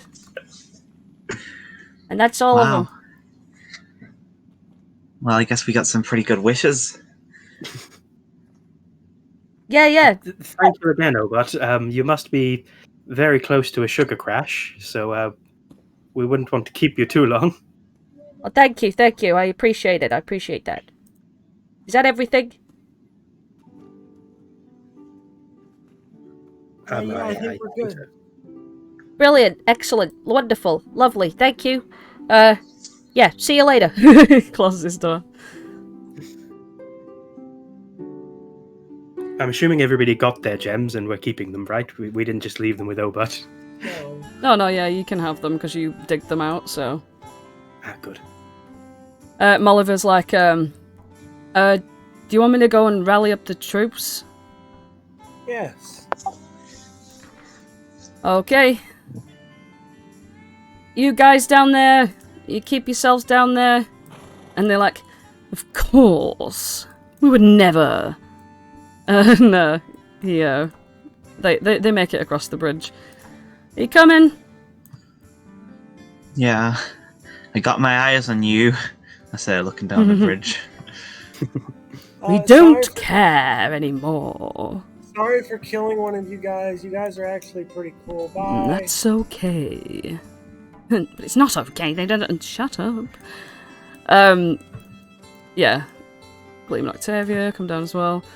Molliver brings you to about here. And obviously I'm not going to bring out 138 fucking Brigganocks.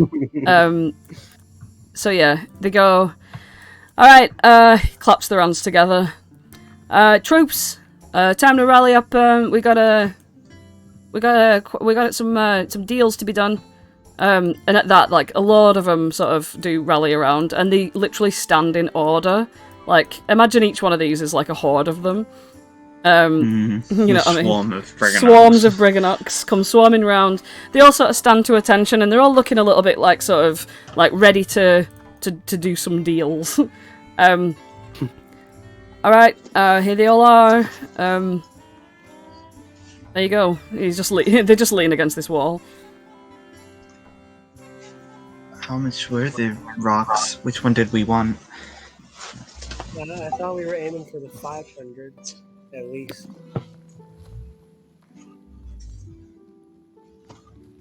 Well, I know that I don't think we'd be able to afford all three unless people wanted to offer their stones as a 2-for-1 deal. I was just hoping to get one of them. Which one? I was hoping to get the one from Brigganocks 17. The one of an old friend.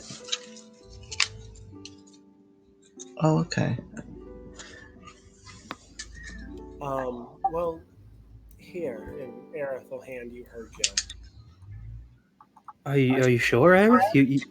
You could maybe swap for another if you want.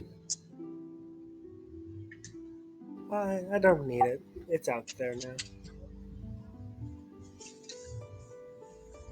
Okay, Brigganocks 17.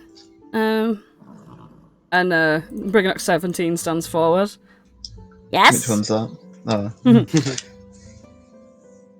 Hello, I have a bit of a proposition for you. The wish that you mined earlier, have you received an appraisal for it yet? I took it for appraisal, and, well, I gave it to Molliver to take for appraisal, but I daren't cross the chasm. So you're unaware of the gem's value? He looks at Molliver. No, I haven't been told the value yet. Molliver, what is the value of my wish stone? Molliver looks at you, Flopsy, as to be like, shall I just tell him? Flopsy nods. He's not going to try and swindle him. Yeah, yours was okay. It was a good one. It was 100. He kind of goes like, "Aw, darn it! I was wishing it would be a 500." You're disappointed in 100 wish. That sounds pretty good to me. I wanted a 500 wish, but oh well. Brigganocks 38 got told about theirs, and it was a 500 wish. Brigganocks 38 is literally just like, haha.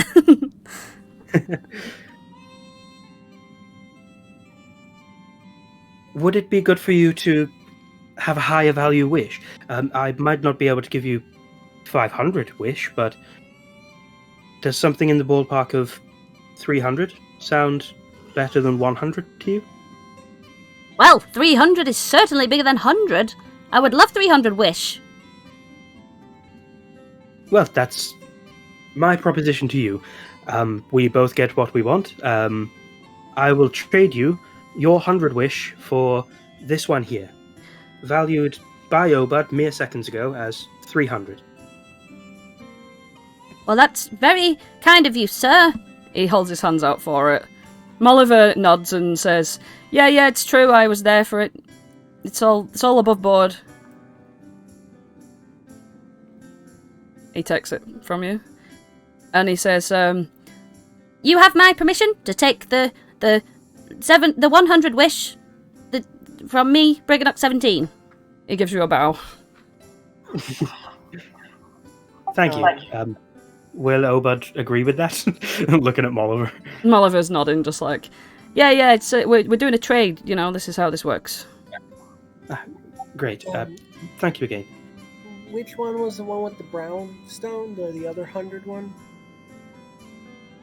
The brown stone is the one that I've just purchased. Oh, then the one that wasn't purchased, the green one. Oh. The leaf green one was from Brigganocks number 2. That was Skex, right? Yeah. Brigganocks 2 steps forward. Hello. You may call me Brigganocks 2. Do you have an actual name?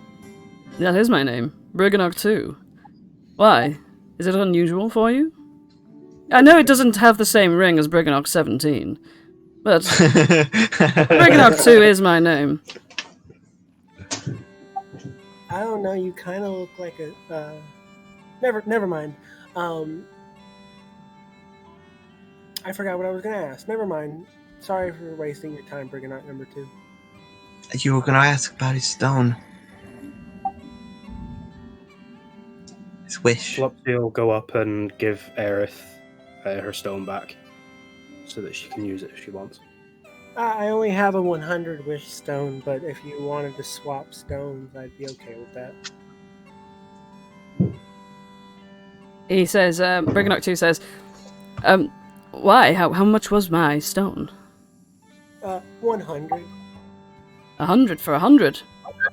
Yeah, I just like the contents in that stone a bit. They're a bit more important to my friends, and so I wanted to get that. But Brigganocks 17 got one that's worth more.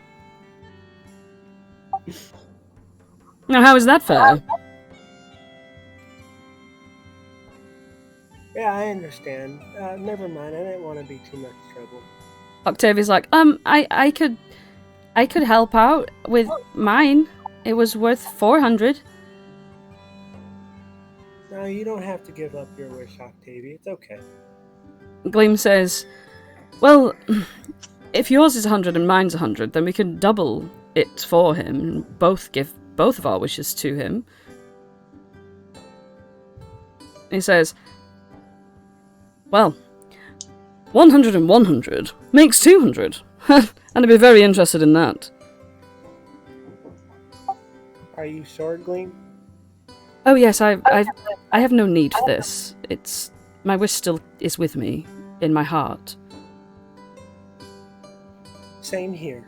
And Aerith will like clasp both of her hands and roll the gem out of Gleam's hands.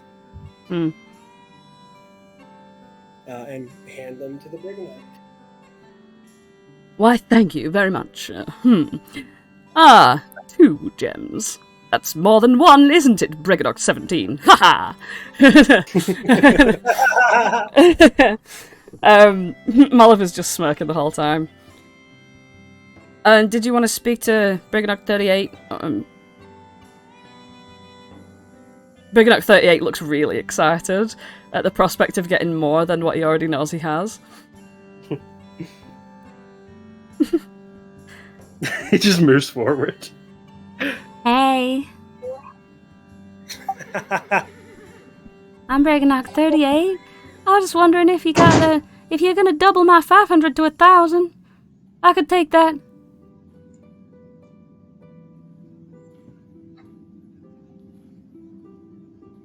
I unfortunately don't have any more wishes to exchange, so it would be up to my friends if they wanted to.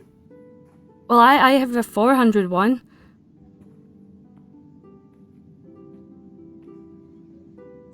Archie kind of looks at her wish, just like holds it close to her chest, as if it might like fly away or something.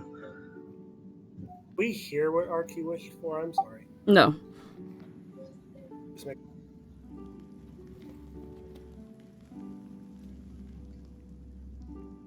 We already know what was in 38's wish.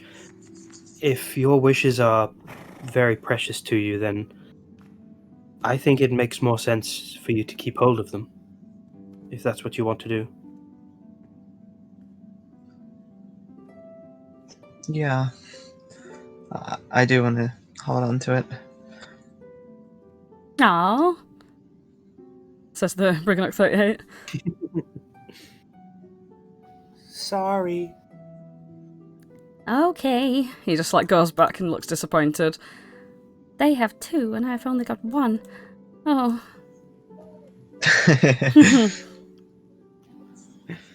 Molliver looks over and he's like, so is that everything?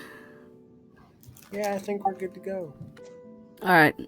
They clap their hands and they all disperse and get back on with the work. And you see that a couple of them are like going around the others that have got 2 and they're like, wow, you've got 2. Oh, wow, da da da. Like, and it's all just some arbitrary value shit that means nothing, like, at all. Like, all of it means fucking nothing. Like, so they're all like, woo, I've got 2. Mine's 500. If I add these together, I've got 750. And all this shit. And, yeah, they're all like, just blah. Molliver's like, if you want, I'll go and trade them off for you so you don't have to go over the bridge again. That would be fantastic, thank you. Yeah, I'll just go get him. Molliver fucks off for a bit. Naruto runs. Yeah, Molliver Naruto runs through the chasm, comes back. Yeah, here you go. So we got the brown one and the green one. Who am I giving these to? Flopsy, you got the brown one. Who got the green one? Aerith, there you go. Thank you. Flopsy puts it in his chest pocket. Nice.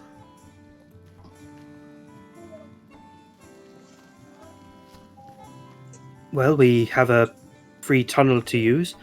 I think this has been a pretty positive meeting. Yeah. I mean, I'm not gonna, you know, I'm not gonna say that these guys are gonna be any good in a infiltration situation, but they can dig, they can tie people up. It's as much as you know. If you want to use them for anything, that's probably what you can use them for. Well, It's good to know. what about you, Oliver? You're here to protect them, but you can't like being in this, quite frankly, oppressive environment.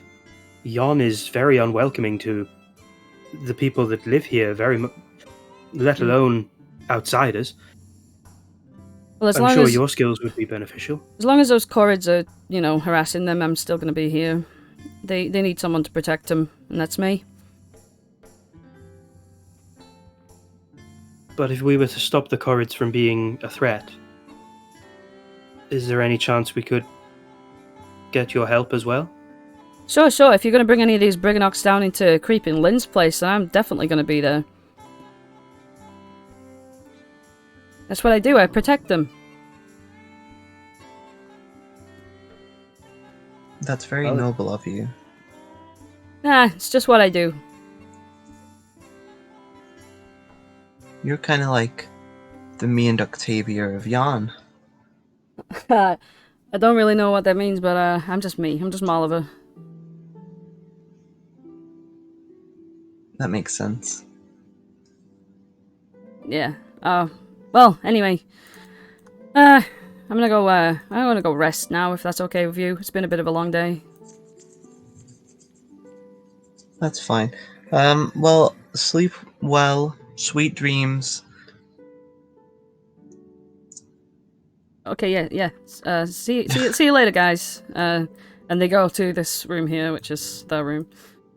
Shut the door. They like wave as they shut the door. Like, oh, and be careful on the way out. You don't want to be losing any more of your wishes.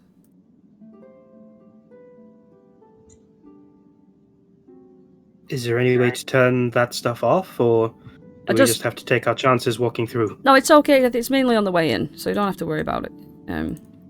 Okay, thank you. Yeah. Just when you come back in, just make sure you say any wishes at the sign, and then, you get the impression that none of it makes sense at all. Like, it's all just some weird shit that they've come up with for themselves. They think that the value of these things are much more than... Because they don't do anything, you know what I mean? Like, nothing really happens apart from when you lose a wish. Like when you fail the save. You didn't want to know much about the Brigganocks. That was a thing, but yeah. Anyway, you walk your way out. You also notice that this door, it says you wish you have a key on it, but there isn't even a keyhole, and it never actually locks, so it's just like a thing in place. And you walk your way out of the cave, where Amador and Pollinella are having a bit of a smooch outside. And as soon as you come out there, Amador's like, oh, you caught us in a private moment. Oh, Amador, you rascal. I am a bit of a rascal, aren't I? Pollinella certainly thinks so. Anyway. So. Any news? Any updates? What's going on? What's the mission? Time to go reunite the Korreds. And Aerith kind of looks around at Flopsy and Archie and the gang for confirmation. Yes, we've managed to make friends with the Brigganocks. We can use their... looks left, looks right. Secret tunnel. And we just now need to unite the Korreds and make sure that they don't, try and kill the Brigganocks on the way through. And we should be all good. Ah! So your plan is to unite these two despairing, warring tribes. Okay. I'll just send you the names of all the different camps. So there's flint, granite, slate, basalt, obsidian, and marble. When you look at the map. Shall we start at the top and go down with starting with flint? I don't know. It's been a while since since I've really been able to have a bath. So bath salt would be quite nice.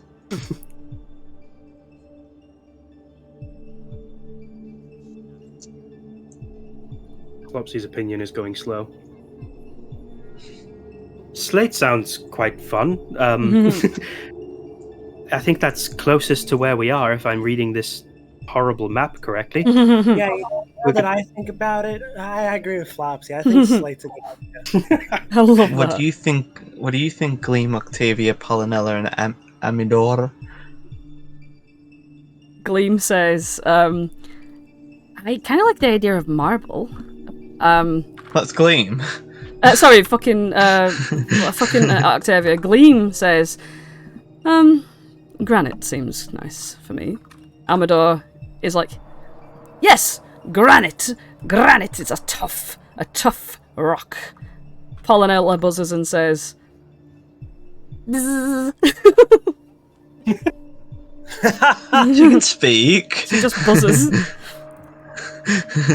She's not in speaking mood today. She's been smooching Amador. She's just, So you've got 2 votes for It's a tie Slate. Yeah, Slate and Slate and granite. Granite. Well, it looks like each of you's gonna have to choose a person, and you're gonna have to rock, paper, scissors it. And Archie winks at Octavia. I'll rock, paper, scissors you, Octavia. You'll what? Rock, paper, scissors. Okay. 1 is rock, 2 is paper, 3 is scissors. Yeah, both of you say a number at the same time. 3, scissors. She's got rock, so she beats you. Oh no, I've been beaten to rock, paper, scissors. Yeah, I mean, it is different types of rocks, so obviously that's the one that wins. Oh, so we're going to granite then, right? Or no, you liked marble. I I did. don't know why you rock, paper, scissors, Yeah, Octavia. I think I wasn't even. Yeah. Oh, Helene, come here. we gotta. Do you want me to rock, paper, scissor you? Yeah, come on. And shoots her a very playful smile. Archie wolf whistles when she says. Alright.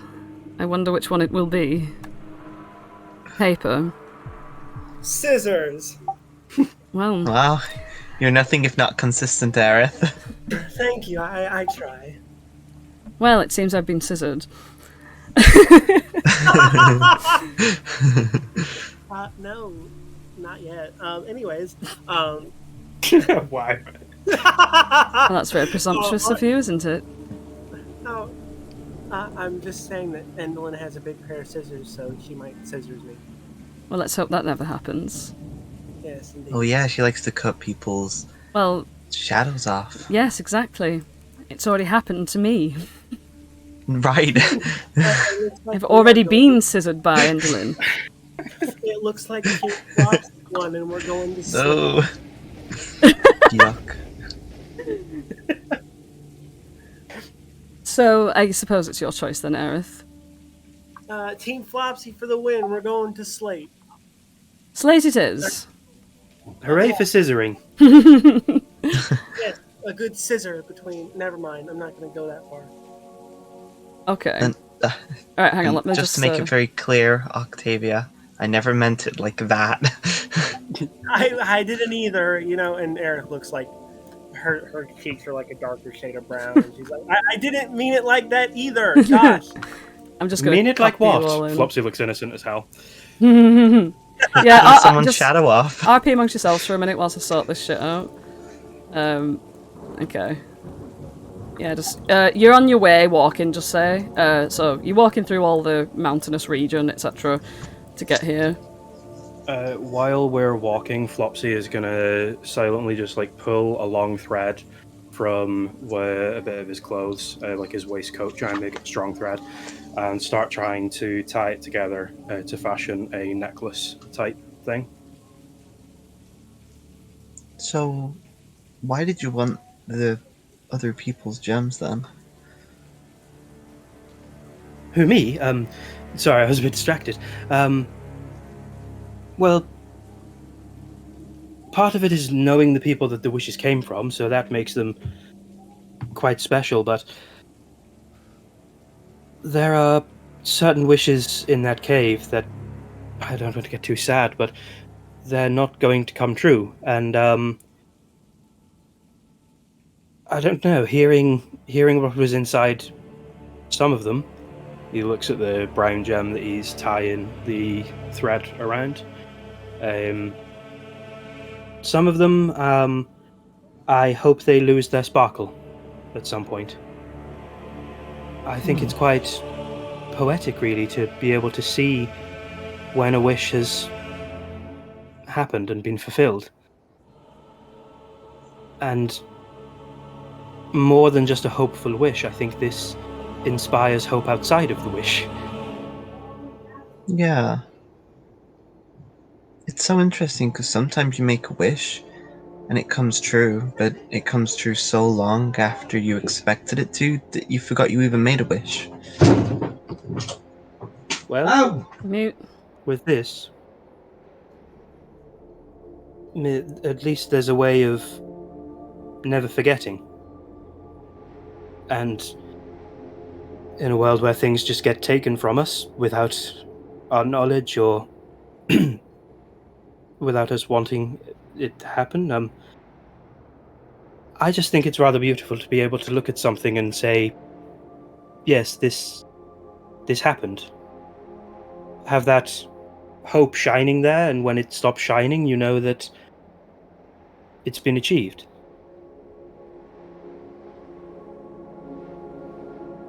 He's going to finish fashioning the necklace. Do I need to roll anything to make it like not fall out of this thread that I've tied it with? Or is it just No, it's fine. Okay. He's fashioned it into a necklace with the brown gem being like the pendant. It is from a long black string, so it looks like a very emo necklace, black string, stone on the end. So I hope that one day this looks beautiful as it is, but I think it'll be even more beautiful when it finally stops glowing. I know that a lot of gift giving has to come with exchange and things like that. I honestly don't really want anything.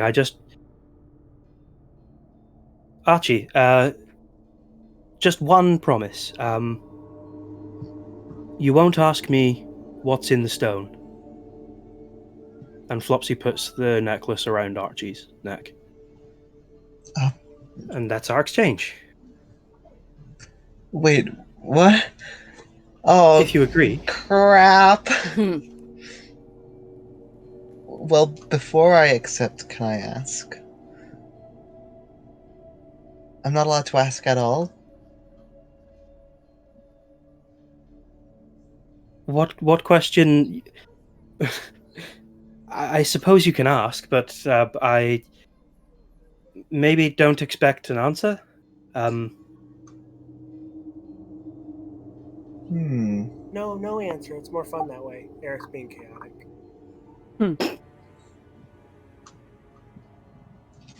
You know what? I accept your terms.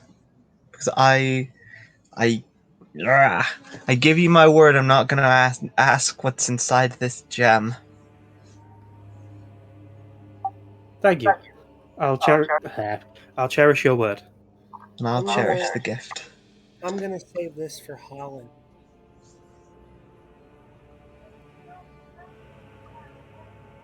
Flopsy gets a bit sad at the thought, but also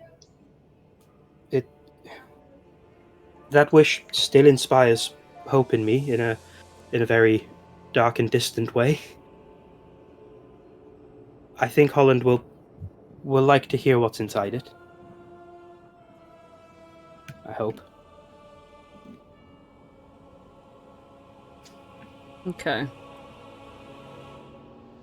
Okay, so you walk for a while and following the map, you see a distant camp come into view with its sort of little fireplace roaring.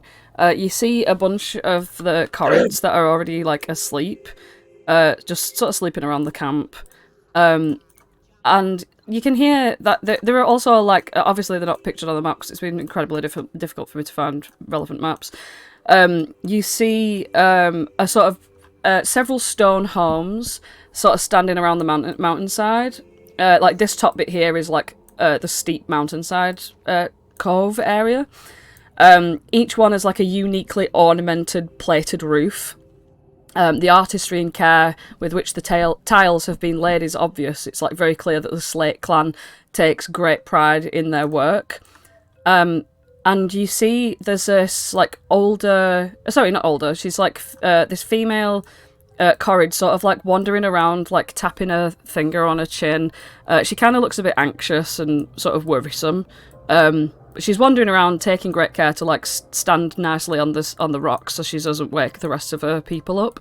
But you can hear like, you know, random Korreds like talking in the houses and stuff. Like she seems to be sort of decorated in necklaces with different pieces of slate dangling off it and stuff. Yeah, she's just walking around, looking anxious.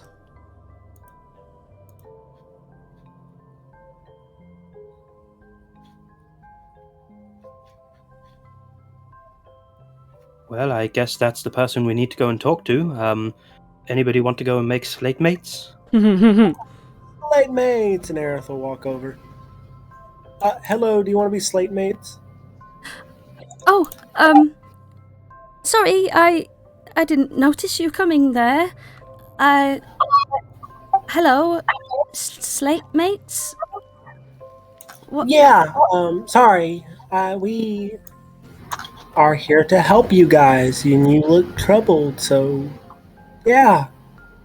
I am very troubled, yes. How did you know?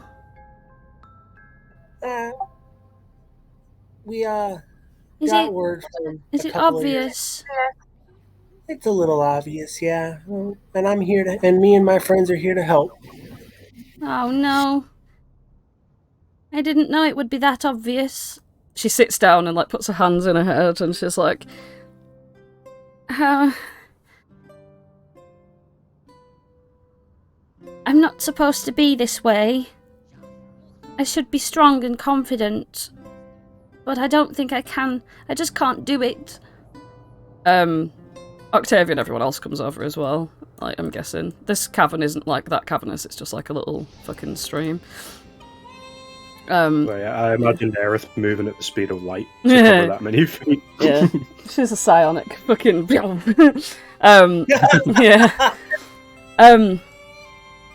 Yeah. I'm supposed to be You look plenty confident. strong to me. I'm not strong at all. In fact, I'm not as strong as my mother was. I'm sorry, I need to introduce myself. My name's Myzelda, and I'm the leader of the Slate clan. But I don't feel like it.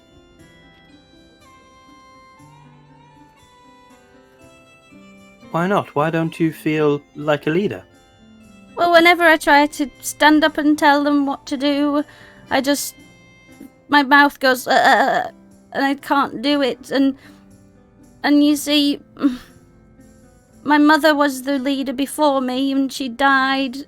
She fell off a mountain and died. But she, in her house, left me. That's awful. Yes, I know, it's awful, isn't it? She fell off the cliff and died, and then left me this. And she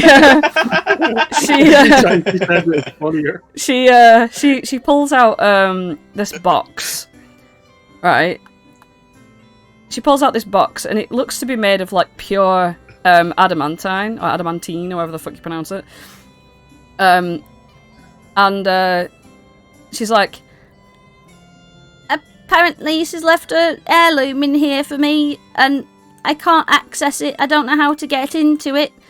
And how can I be the leader if I can't even get an heirloom off of the previous leader, my mother, who fell off a cliff and died? You want me to try to crack it for you? It looks impossible to me. She like shows you the box, and you see on top of it, you see this.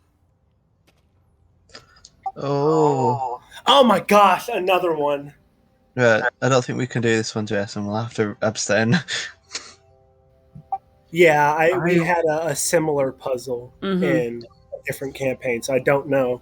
I think we should let Andrew take a stab at it first. I've never seen anything like this before, so I'm going to treat it as such. What is this? I'm not sure. Do the pieces move? The pieces move, yes, but I don't know how to... What combination I need to put them in to make it open.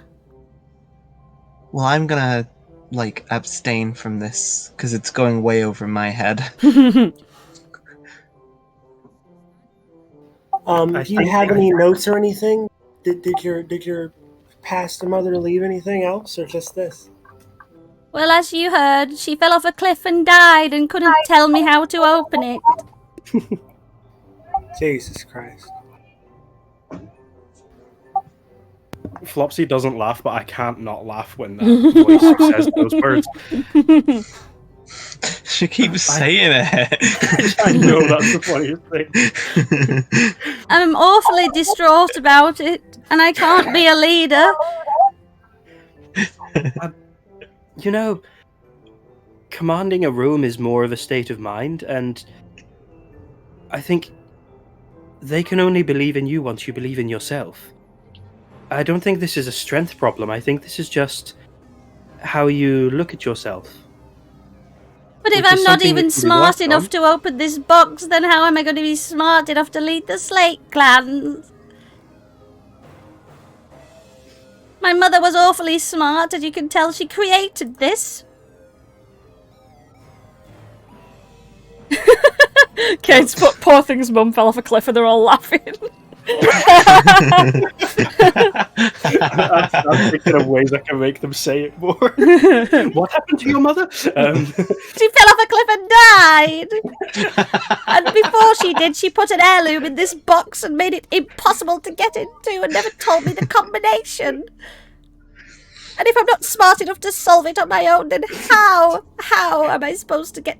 Ugh, I can't lead these I'm going people. to be back in a second. I just need to go and get something. 2 seconds. Oh, goodness gracious. Well, look at this box. Yeah, as a ranger, this is like the sort of stuff I've never had to encounter in my entire life. This is like beyond me. Yeah, Octavia's looking at it like, yeah, I don't know what this means at all. Right. Just out of curiosity, do the pieces like come up out of the board? Can Aerith like pick one up and see if they only slide or do they come out the board? They slide. Oh, interesting. Okay, I'm back. I think I have an idea for how this might be opened, but... Oh, do you? Because it's beyond me. The nature of the puzzle means that I'll be sat here drawing for a while and might not be very good on the microphone. It's fine. If I have my ideas correct, you see, the box has markings across the top and the side, and What do you think columns those and could mean? rows in which the rocks sit. So I would assume that in each row or column, it should have 3, 1, 2, or 3, dependent on what the column or row designates. Oh, what an interesting theory. but I don't know anything about these sort of things. I literally couldn't tell you anything. Because I've got no idea myself. Of course, I've picked up a pen that doesn't work. What's a pen? No, I mean, you mean a quill, right? They had pens in those days too. I genuinely picked up a pen that doesn't work. I'm going to have to go and find another one. Confound it. Can anybody This tell me puzzle at least if I have the right idea so I don't do this in vain? No, because I have no idea what this thing is. I literally couldn't tell you anything. There are no rolls here. This is all you. Okay. Mhm. Would you like help, Andrew, or do you want to figure it out yourself? Who's Andrew? Would you like help, Flopsy, or do you want to figure it out by yourself? I'm sure I'll be able to figure it out. I'm just worried about you guys sitting here in silence while I do it. Aerith, hey Aerith, I saw this puzzle box at the orphanage. You'd be cheating if you helped him. This very same one. I'm sure you figured it out before. If you were to help him, that'd be cheating. If I were to help him, I'd probably make things worse because I literally have no idea about these sort of things. It's just goes over my head. I've never solved a puzzle before. No, I prefer to let my friends and children try to figure things out for themselves, you know? Exactly. That's what they say. If all the answers come too quick, you don't learn for yourself. No, And Gleam says, and yes, I would be interested in hearing the bards exert their intelligence over this thing. Indeed. Go on then, Flopsy, give it a go. Well, Oh, it might Flopsy. take a bit of time and a bit of maneuvering. Honestly, Flopsy, you couldn't possibly do worse than I could.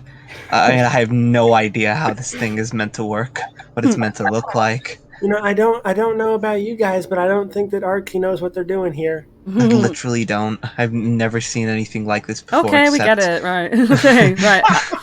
Okay, Andrew. Oh, I literally meant what I said. It's going to take me a while to, figure this out. Well, I can move them wherever Oh, you can legit move them? Yeah. Okay.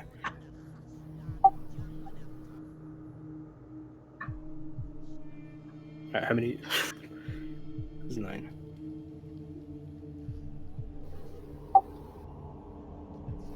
Interesting. There. The sliding component makes it a lot more complex.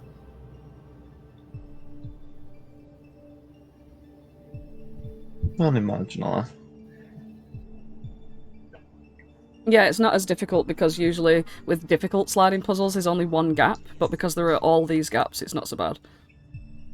Yeah. I haven't even considered the sliding. I'm just making sure I know where they go. Mm-hmm. Why don't you show the stream you're working on? I figured it out, I think. Okay. I'll slide them in this pattern. I don't know how to show the stream that. Just say, name them 1, 2, 3, 4, 5, 6, 7, 8, 9. Okay, well... This one, the top left, the one underneath it, and this one here. Yeah. Those 3 have to stay there. Okay. As does this one next to it. Okay. This boy has to move to the right. Which one? Which boy? This boy Okay. moves to the right. Hang on, let me just move. They're all, weird, you know what I mean? Hang on. Oh, okay. They're very strange to pick up. Oh god, they're really hard to pick God. up. They're really, really hard to pick up. No. No, No. trust me, because the PNG file is really weirdly large. It's surrounds Right. it more than you think. So just yeah.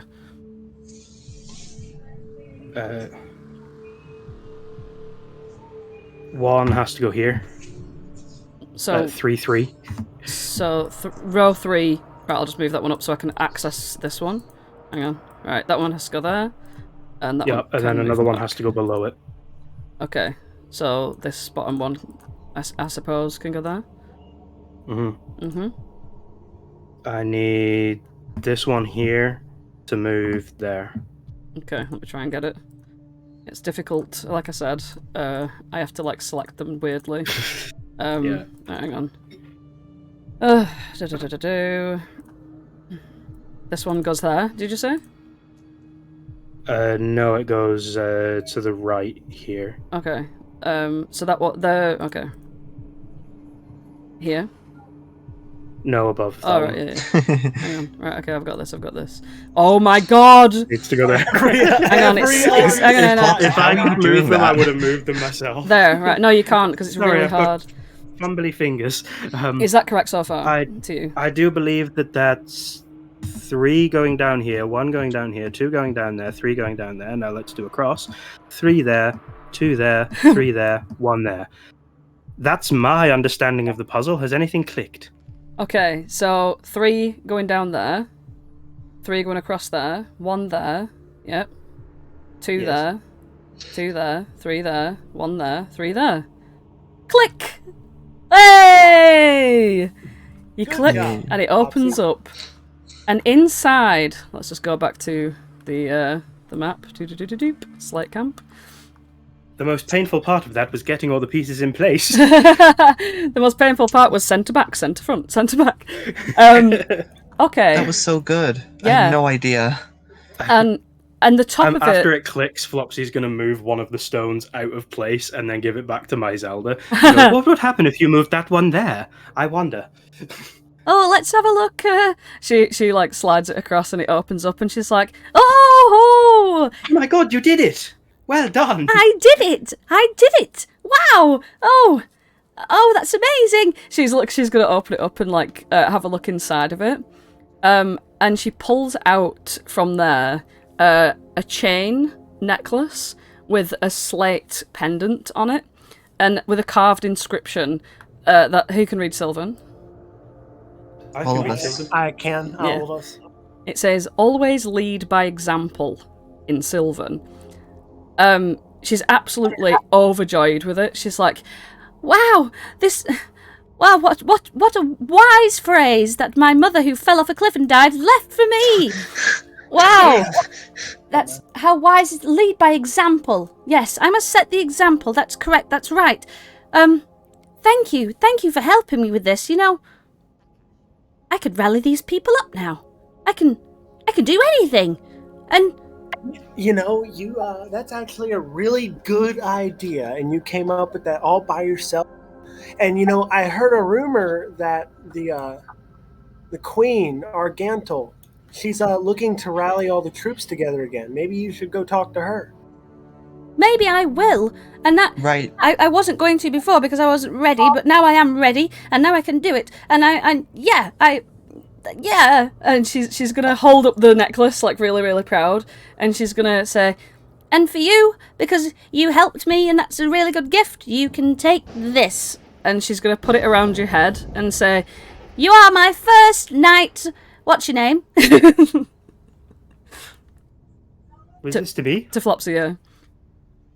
Oh, my name is Flopsy. I didn't expect to be knighted or anything. Well, you are now the Slate Knight Flopsy. And she's gonna put the necklace around your neck, and as it goes around your neck, you can feel like a very brave sense come over you, because It's the slate of bravery? it's a slate of bravery. Whilst wearing this pendant, you can use an action to end a frightened condition on yourself. Oh!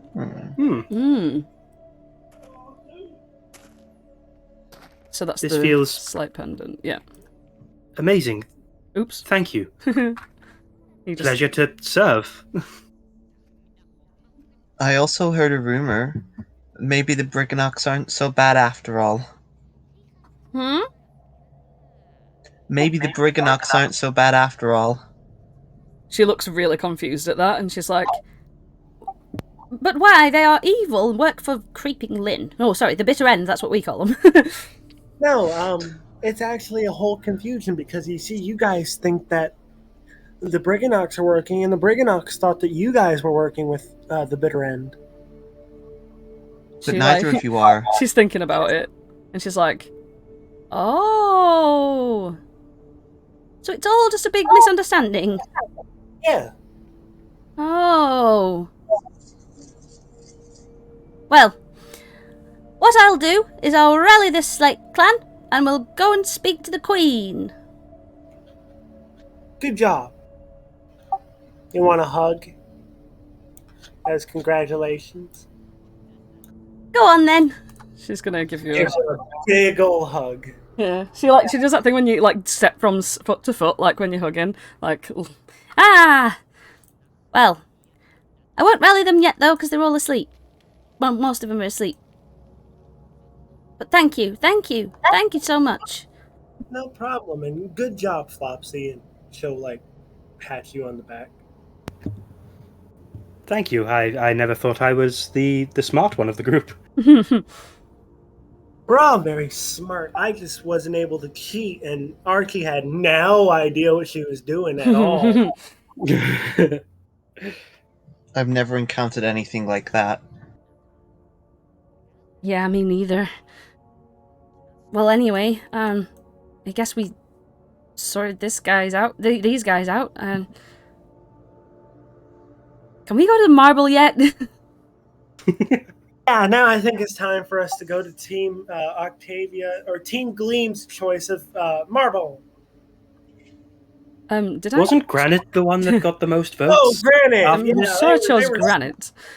They were second place, so that's fair. And besides, Granite is the next one on the map, if I'm reading it correctly, so seems like the next one to go to. Wait, but I've Flopsy just can't changed my read the map, vote to by the way. marble. Whilst you're all deciding, which one are you going to actually go to, by the way? Because Granite, right, okay. Yeah, so just RP amongst yourselves whilst you say goodbyes and leave the slate camp. Yeah, I think that there's no changing of votes at this point. They were already cast, and it's a democracy, so you can't just change your vote in the middle of an election. That's called rigging the vote. What about those of us that have already had our votes fulfilled? I voted for Slate, and now that we've already done it, where do I stand? At this rate, we'll go to Marble and Granite, and then we'll never see the other three. So you guys, okay, me and you can re-vote because we've already used our votes, and But that's changing your vote. It's already void. I do kind of agree with Archie that it makes sense to re-vote after everyone we go to. Okay, then I vote for Granite. I vote for marble. We're doing marble, right, Octavia? I mean, Gleam did want to go to Granite. Well, yeah, I mean, we can go to granite. If you think about it, Slate and Granite aren't that far apart. They're quite dull rocks. I probably shouldn't say that too loud. Marble is the most impressive, as far as I'm aware. We could save that one for later. It could be the dessert of the rocks. I just remember that I used to play marbles, and we used to roll them into each other and I feel knock like 'em. associating rocks with food is very painful sounding. Well, I don't know, unless you're like a chimera or a basilisk or something. Don't they like swallow stones to help them digest food, kind of like birds?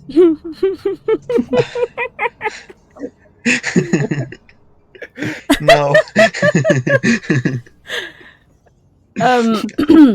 Let's have a look here. Right, okay, just let me read for a second. So, don't come to No, an they NPC. They just eat. They just eat rocks, because there was this chimera who was like, this really powerful archfey. Because I remember Will telling me about it one time. And it was like this really weird family. And they'd get up to all sorts of things. They went to the moon once, but obviously they weren't in Yon, because it's not there. Did they try and eat the moon? I can't really tell where this story's going. Yeah, no. Well, the moon was invented by this man who like invented it to like store his cheese there. And there was like this big like a building. They went into the building, and the building like drilled into the ground, and like it got to a certain point in the ground, and you could hear like the tension on like an elastic band, and it flung them into the air, onto the moon, and like I think the Chimera was actually just holding on, and holding on to the Chimera was that powerful Archfey. And this is the part of the story that I really like. Holding on to the really powerful Archfey was a horse. And they all went to the moon. I still think that chimeras are kind of like birds. No, they're more like basilisks than birds. So basilisks are more like birds then, because like they do eat rocks, right? Yeah, basilisks and chimeras eat rocks. Well, they're the same thing. Oh, okay. Well, yeah, they eat rocks to digest food, kind of like a gallstone or whatever they call it. Kind of, but like not exactly. It's like the way that we eat food to digest food. Rocks are their food. Oh, I thought they eat people. No, they eat rocks. That's interesting. Do they flavor the rocks with anything? Well, that's funny that you ask, because this one time, this little blue scamp, he like poisoned the chimera's rocks. Did it work?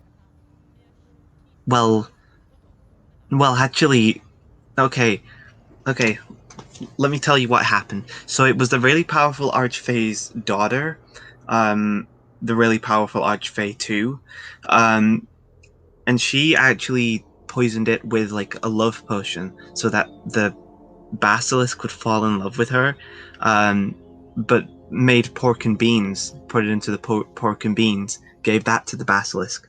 But it was actually, when the basilisk got the meal, she was like, well, I only eat rocks, and saw the little blue guy, I think his name was Stitch, and he like, oh my god. And he was like, do you want to swap foods? And so it was actually Okay. Stitch that. Alright, okay. Yeah, as you're sort of telling this ridiculous story, you see a small, like, sort of cave entrance, which has got sort of glowing lights in it. You check the map and it's, yeah. It seems to be the Granite Clan. Oh, hey, I think we're here. We'll have to finish that story some other time. Let me just, Oh yeah, copy sure. in. Hang on, I'm just going to copy you in. Doodle-doo-doodle-doo, Now, don't forget it, Archie, because I'm gonna ask you again at an inconceivable time. Okay, so we've got fucking Amador, Paladin. Everyone's bunched up at the bottom of Granite Camp Clan. And you wander into this this here cave, and you see a bunch of Korreds all sort of like lounging around, just looking really, really bored. And you see this other female fucking Korred getting down to some serious push-ups and like picking up boulders and lifting them above her head. She's like really working out, you know what I mean? She's like really getting into it. Large boulders are sort of like scattered about the camp, and there's like little signs of life from these guys. Like everyone just seems to be sort of bored and like annoyed. But she's like really, really determined. There's like a lot more of them, but whatever. Oh shit! Yeah, Aerith's gonna go down and like start doing push-ups, and she's like, "Hi there. Do you want to be Granite Girlies?" Aerith is like the one who runs in first at all times ever. Legit. But yeah, she's doing these push-ups, and when you come over and do push-ups next to her, she stands aside all of a sudden, and she says, "Hey, you can't do push-ups with me."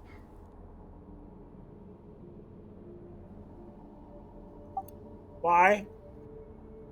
Don't you know about the ban? About the what? The ban. Group gatherings being banned. You're not allowed to do things in a group ever. Says who? The bitter end. Oh, we're here to fight her. Huh? Fight her? Yes. She looks over at all of you and she's like, You puny little things? No, we already took down Bad Valorna, her sister. Kind of. Wait, Kind of. she's got a sister? Since when? Since She's got 3 sisters. Yeah, there's 4 of them. You're kidding. Likely since they were born. We already have the support of the Queen and the Slate clan. Is there a... Wait, who are you guys?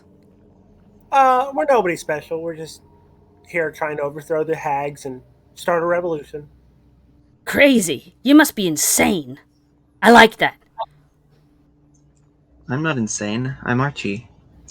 Oh. I am a little crazy. I'm a mom. My name's Azel. I'm Aerith. Aerith. Archie. What's your name? Oh, assuming you're not talking to Octavia or anyone. I'm Flopsy. Hello. Hello. What's your name? I'm not that strong in arms, but okay. I'm Octavia. Great, nice. And you? Gleam. And you? Ignore me. Me and my bosom buddy are going to stand over here. Bosom buddy. Right, whatever. Just letting you know that, you're not allowed to do things together over here, because that's what Bitter End said. She's put a stop to all, group gatherings and parties and activities. Okay. Well, is there something we can help you with? Well, since she banned everything, everyone's been super bored. We used to play in the Granite Games. We have contests like rock throwing contests, tug of hair, rock climbing. Excuse me, tug of hair? Yeah! She, flicks her hair, and it's, this right long, sort of, thick ropes of, iron style. Small iron weaved, but, into ropes. So, what do you say that you help us overthrow Enderlin, and we play some Granite Games right here, right now? Well, if you're gonna overthrow her, we might as well. What's she gonna do? Is she watching us right now? No. I don't think so. I don't either. Huh. All the rest of the Korreds blink upwards, oh, hey, we're gonna do the Granite Games. Hey. They're all suddenly interested now. Sure. I mean, let me not speak for everybody. She'll back up. Do you guys want to play some Granite Games with me? I don't want anybody tugging on my hair. Are you guys gonna tug on our hair, or is there already predisposed hair? No, we've got this long, rough, Korred hair rope. Oh, well, there you go, Flopsy. No hair pulling for you. That sounds like it would hurt my hands, though. Sure, let's play. I do love games. Gleam, Octavia, do you guys want to play? I love games. Me too. Well, if it's a show of strength, then I'm not exactly very cut out for that. If it was acrobatics, then I'd be much, more likely to succeed. You can help me and Aerith flexes an 18 strength. Maybe you could walk across the rope. Or perhaps I could just sit and watch you all exert your own energy and sit here and eat my biscuits. Gleam does not want to play. You get the impression that she's this is not for me at all. Hey, Gleam isn't feeling it, and that's okay. So I am, though. I can't wait. What do you have to do? Azel goes, Alright, well, first of all, it's a 3-part contest. You've got rock throwing, tug of hair, and rock climbing. Now, rock throwing's pretty easy. Now, you've got 3 chances to throw a rock of any size. Whoever makes the longest throw overall wins the game. To throw a rock, you need to throw it. and you can make an attack roll, multiply the result by 5 feet, adding an additional 120 feet to determine the distance of the throw. Further, a creature may choose to make a DC 15 athletics check. On a success, the creature may roll a d4 and add the result to their attack roll. For every 3 by which the DC is exceeded, an additional d4 may be added. So weirdly confusing it's rules. Really weirdly confusing It really rules. is. Yeah. you said a DC 15 athletics check? I don't understand how to throw a rock. Right, so let's just read this nicely. But also, one Korred competes for each member of the party. So she's like, I'm going to face up against you. And she looks at Aerith. So that's how that works. So basically, hang on, wait. One Korred competes for each member of the party. So yeah. 1v1v1v1v. No, it's not even V. It says one Korred competes for each member of the party. So they'll be on your team. That's it. Yeah. That's it. It's on your team. Oh, I read that as like if there's 4 of us competing, 4 of them will compete. Let's see. Like one for every one of us. Yeah, it's just whoever makes the longest throw overall wins the game. So yeah, okay. I'm just gonna read these rules properly because it's very intensely confusing. So whoever makes the longest throw wins the game. To throw a rock, a creature can make an attack roll, multiply the result by 5 feet, add an additional 120 feet to determine the distance. Further, you may choose to make a DC 15 athletics check. On a success, you may roll a d4 and add the result. For every 3 by which the DC is exceeded, an additional d4 may be added. So if you want to make that athletics check an 18... if you exceed it by, you add extra dice. It makes sense to me, I understand it now. On a failure, you roll... What? Oh, I was about to say, is there any detriment to failing the athletics check? Because why would you not do it? Yeah. So on a failure, roll a d6 and subtract the result from the attack. So that's only if you choose to do that athletics check. So you can roll normally. So you roll an attack roll normally, so an unarmed attack. Multiply it by 5. Right, we'll just do it. Okay. Let's go! Okay. So, one card competes for each member of the party. I'm just going to say that would be against you. So, 1, 2, 3, 4. So, one of them's like, nah, because he can't play. So, I'm just going to record the results in the chat as well. Are we all lining up? Okay. Oh, yeah, I really want to play too. Okay, so we'll just go in, or shall we just do a little initiative? Let me just do an initiative to see what order everyone can go in. I'm just gonna get rid of these though. Okay, right, yep. So roll initiative and oops, jeez, hey, decent initiative for once. So it's just an attack roll. It's not with your weapon, obviously. Boop, bap, boop, bap, boop, bap, boop, bap. And obviously Octavia. And then we're gonna sort by ascending. So first of all, it's Red Korred. A Red Korred can do a rock throw. Oh, that's 22. Times by 5. So where's my calculator?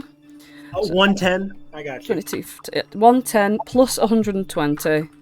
230. Their final score is 230. So Red gets 230, and they didn't choose to do the athletics check. Okay. Next is Flopsy. Are you going to choose to do the athletics check or not? I will. Flopsy, you can pick a rock of any size, so while the cards are probably going for massive rocks to look impressive, Flopsy's going to go and find a pebble. Yeah, you can. You can do a rock of any size. He closes his eyes as he clutches it in the palm of his hand.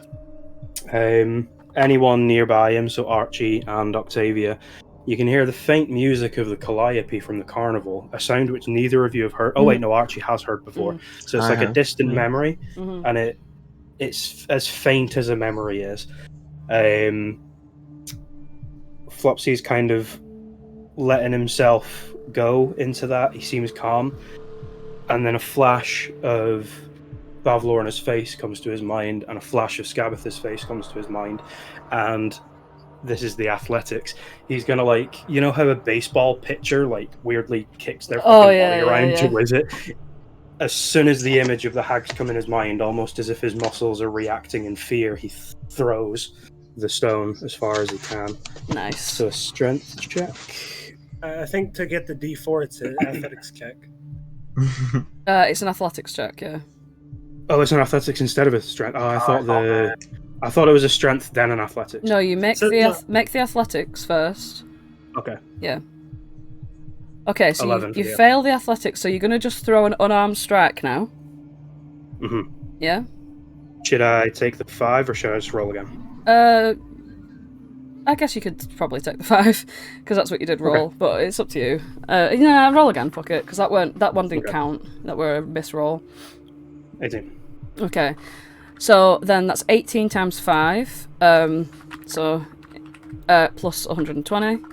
And then you're going to, because you failed the athletics, you're going to do minus 1d6. Yep. So that's minus 4. And your total score is 206. 260. Would the d6 be times by 5 as well, or no? No. Okay. No, it's just result. The result just removes that way. Okay. So far we've got Red with 230, Flopsy with 206. It's Azel's turn. Azel is going to throw a rock. That's an 18. 18 times 5 is 90 plus 120. 210. 210. Nice. Aerith, are you going to do the check? Oh, absolutely. Okay, so it's a DC 15 athletics check. Ooh, you will be minusing a d6 from the roll, so make an unarmed attack. I'll just roll one of my swords. Yeah, but it can't have all the pluses on it. I am. It's just proficiency plus strength, right? In unarmed strike. Yeah. Yeah, I think so. Okay, but we haven't been using proficiency for like Flopsy's roll. I didn't think you got proficiency in an arm strike. Let's have a look. No, it says you're always proficient with your unarmed strike, so I'll have to change yours then. It would be a 3 to my... Yeah, just be plus 3 times 5, so it'd be plus 15. So plus 15. So you got 206 plus 15. So 206 plus 15 is 221. So you actually are in the lead. No, you're not. Fucking Red's in the lead. Right, okay. That's a Nat 20. Jesus Christ. Right, okay. So we've got the Nat 20 plus... What is it? Plus strength and proficiency. So the 27 is the final result. Yeah, 27 is. Yep, that's correct. So 27 times 5 is 135 plus 120. And then take the minus 1d6. You're still going to be in the lead, no matter what. Minus 1. So 254 altogether. 254. I'm just writing all these down. Yeah, Aerith to flex picks up a boulder bigger than Azil's and just struggles the fucking thing. You see Gleam sort of raise her eyebrows a little bit. Next we have this Korred. He's going to whiz a rock. It's 22. Ooh. 22 times 5, 110 plus 120. 230 for blue Korred. So, blue is 230. Alright. Well, he needs to go to the dentist then. Hey! Hang on, let's... Okay, blue's 230. We've got Octavia. Here we go. You can do it. Octavia, fucking Jesus Christ. She's gonna take the athletics check. So let's do, where's the check? Check. Athletics. Oh, she fails the athletics check. And then she's gonna, do an armed strike. It's 14. 14 times 5 plus 120. Take away a d6. Oops, that's 12. Roll 1d6. Oh dear. Take away 1. So she has a total... Oh, bless her, it's the worst one! Oh, she's got 189. Oh. She throws it and it goes 189 feet, you know what I mean? It's quite a long throw. But it just doesn't go as far as everyone else, and she's like, well, I don't know what I expected.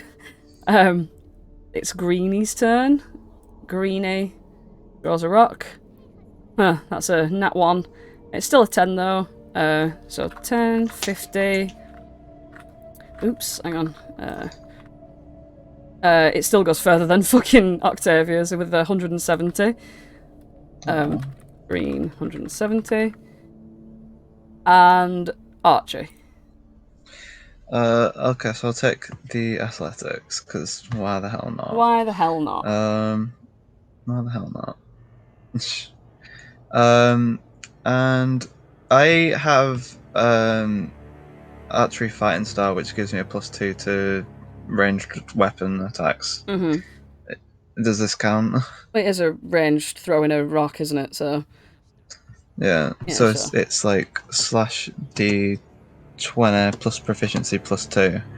Is that right? yeah, Plus your Yeah. strength. plus your strength. But yeah, same thing. Oh yeah. So +5. Oh nice. 24. 24 times 5 But then plus 120. 240 take away. take away 1d6. Ooh, take away Oof. 5. So that's 235 altogether. 2, 3, 5.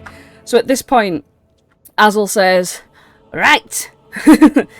So the leader is you, Aerith, with 254. And then after that, we've got 235, which is you, Archie. Nice. And then you've Nice got job. and then red and blue with 230 each. So it looks like it's a standoff between you lot. So Aerith, Archie, red and blue. And she's like, Everybody else, you're all losers, including me. and Octavia's like, I kind of figured. I didn't expect anything, but go Archie! Archie like furrows her eyebrows with. Archie like furrows her eyebrows with like distress, like oh. I didn't expect to be here, honestly. No, sure. Alright, so we've got these Korreds left and you two. Okay, first up, it's Korred Red, and Korred Red is gonna go for the check. And gets a 20 and succeeds, and that's also gonna give more for every 3 by which it succeeded. It's another d4. So 15, 16, 17, 18, 19, 20, so it's only next, so he gets to add another 2d4 to this roll. So he's going to throw the rock. That's a 16. So we've got 16 times 5 plus 120, which is 200, plus 2d4, 207. And that's for the red guy. Red guy, Oh, no. 207. It was a low roll in the beginning, though, so, you know. Next up is Aerith. Are you taking the check? Yeah, absolutely. Nice. Hey! 15. Times 5 plus 120. Oh, sorry. Blah, blah, blah. No, that wasn't the roll, was it? You succeed, so you're going to add a d4 to the strike. No, That's 11. 11, so that's 55, 120, and add 1d4. Alright, plus 3. 178. This one's a little 178. more feeble. That was a bit more feeble, yep. This Korred, again, obviously we're in round 2, so he's going to take the check. Athletics. He does not succeed though, so he's going to lose on that, and then he's going to throw the rock. 12. That's poor. Wait. 12, 5 plus 120. Take away a d6. Take away 5. He's got 175, so he's actually worse than Aerith. Okay, blue 175, and finally Archie. Last Archie, but not you see Flopsy wink at you and tap his pocket. Mm. And if you're to check your pocket, because we were stood next to each other before, you'd find a cupcake stashed in there. Hey! Archie slyly noms on that. Come on, Some Archie! heat. I believe in you. Archie like pounds her chest twice and like blows a kiss like with the 2 fingers towards Octavia. Yeah. It's got like crumbs on it. It's such a mess. Yeah. Okay, we'll get that athletics first. Ooh. Okay. It'll be Not a even gonna minus add my- D4. Minus D. Is it not minus D6? Yeah, it's a minus D6, excuse me. Yeah. And then we'll get that /R 1d20 plus 5. And then what's your Bardic Inspiration. Hey, what's your Bardic Inspiration's a Inspiration? Just for the sake of Oh it. yeah, no, you plus a D8 because plus a D8 to it and it'll extend the reach. The D8 is Yeah. times Oh. by 5 as well, so it's the perfect time to use it. Put the D8 in. So Hey, 29. and then minus a D6. Yeah, so 29 times 5 plus 120, take away 4, 261. Ooh. Aerith kind of like slyly peers at Archie and the crumbs on her shirt. But she's smiling. Octavia, like she's like, yes! And she sort of like leans into Flopsy and she's like, it's so hot, right? Like, and then Azel steps forward and goes, Right. It seems as though the winner out of this round, the top 2 are Red and this one here, Archie. The rest of you are losers. Go and stand with the rest of the losers. she had an American accent before, but who cares? She's putting it on. These are Aerith walks over to Flopsy and she's like, "You gave Archie an edge, didn't you?" I don't know what you're talking about. Let's hope my other pocket it has was one all- too. It was all over his crummy face, and she's saying this in good. What are you talking about, Aerith? Archie's just that good. Yeah, okay. So which way are we facing for this throw? Well, you can face over the edge there. Don't throw any at me. and she's gonna stand over here. And it's the final one. Red's gonna go first, obviously. Yeah, actually with that man, that one. Alright, okay. Red goes first. Red's gonna take the check. Check. Athletics.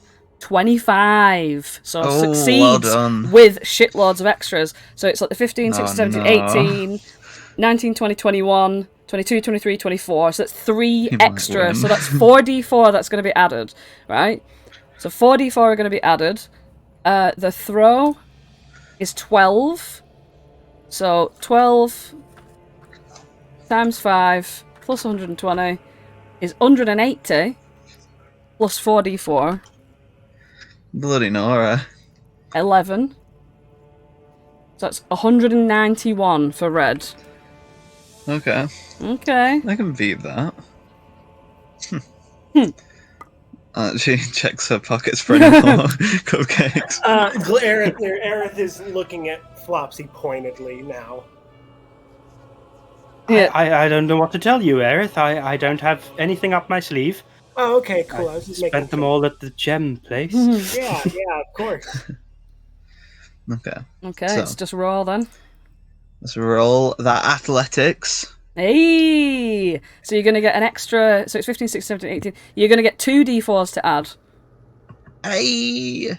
Right, so slash. We know the drill by now. 1d20 plus 5. Oh, please be good.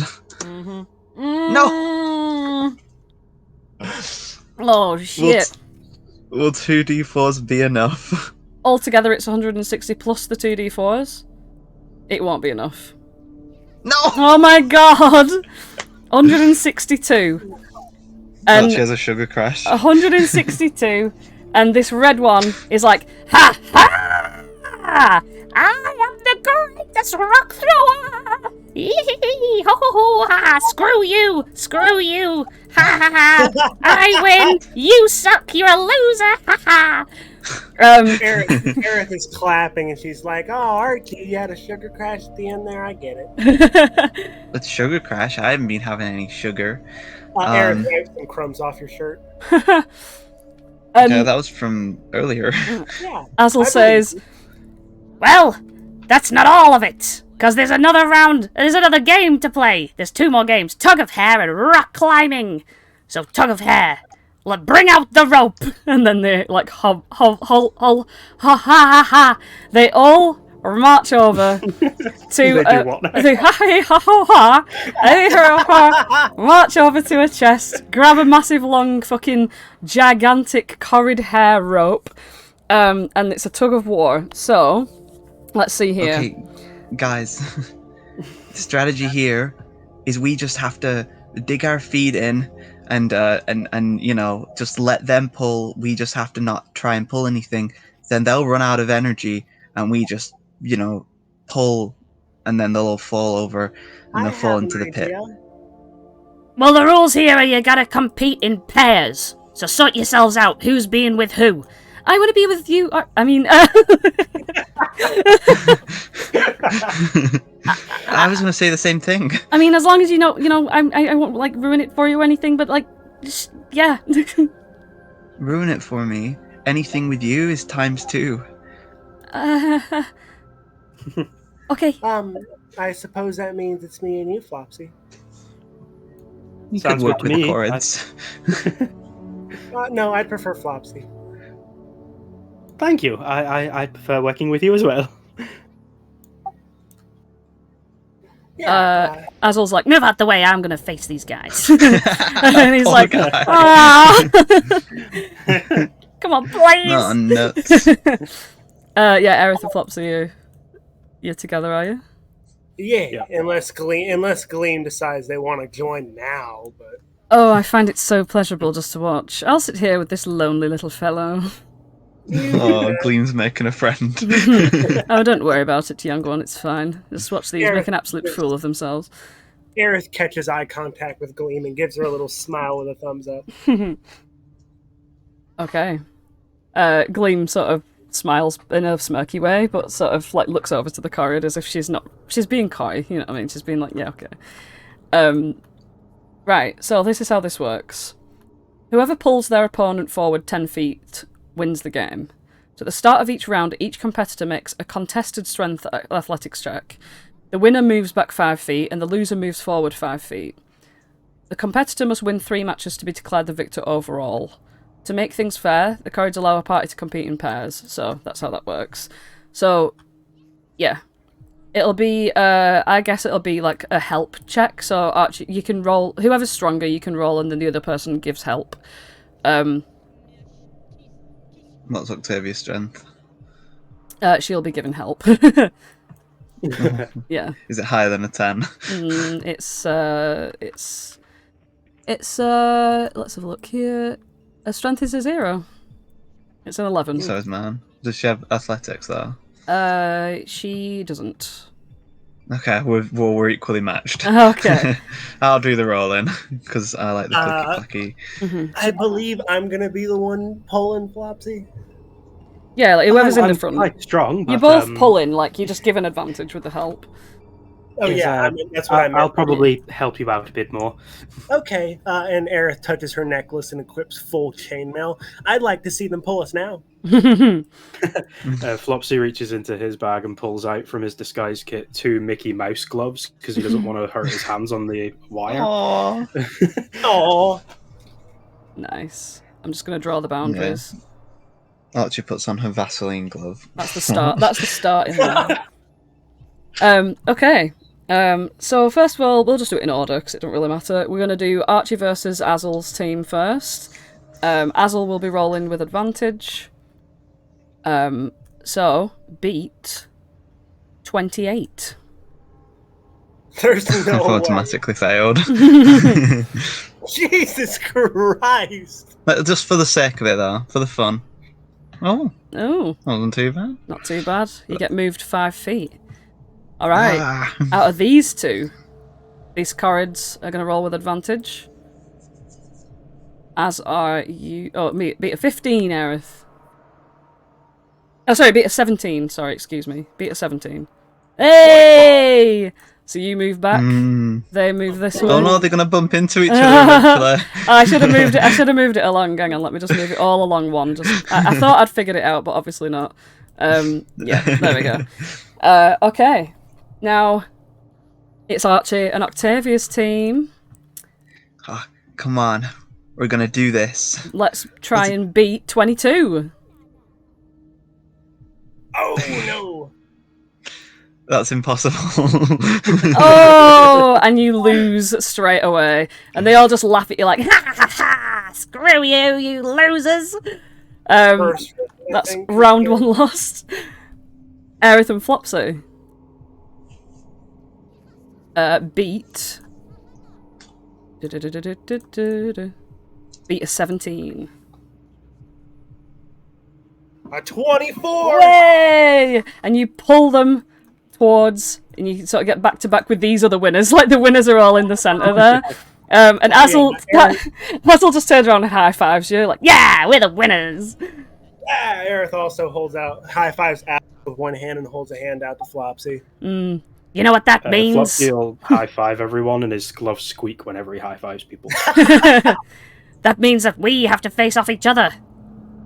Now you losers go and sit by the campfire. Ha ha ha. And they're all like, no. Octavia comes and sits I down. have to prove myself. Hmm. Hey, come on, Archie. You know, Octavia, losing with you still feels like winning. This Korred looks at you both and like makes a sick sound and just like sits over here. And like as Octavia sort of like looks over, like she's like really happily watching their like them lot set up over there. But as she does, she like without thinking holds your hand. Oh, Archie sort of like looks at it and just smiles and then watches, holds the hand back. All right. Okay, round 2. It's against Azel. You're gonna make the check and beat 28. Holy I cannot. Ooh. Boof, boof, boof, boof. Ah, suck on that, bitches. The next one beat 26. That one I need a Nat One. Ooh, it mashed it. Ooh, that meets it beats, and you pull them back. Ooh, I said you're not giving in that easily. Sorry, Azel. Ah, that's what you It's gonna be think. good. screw you! Beat a 19. Ooh. Oh, to it and throwing, to it and throwing. Ah ha ha ha! You'll never have us now. Beat a 28. I can't. No! But just for the sake of it. Oh, bam, bam.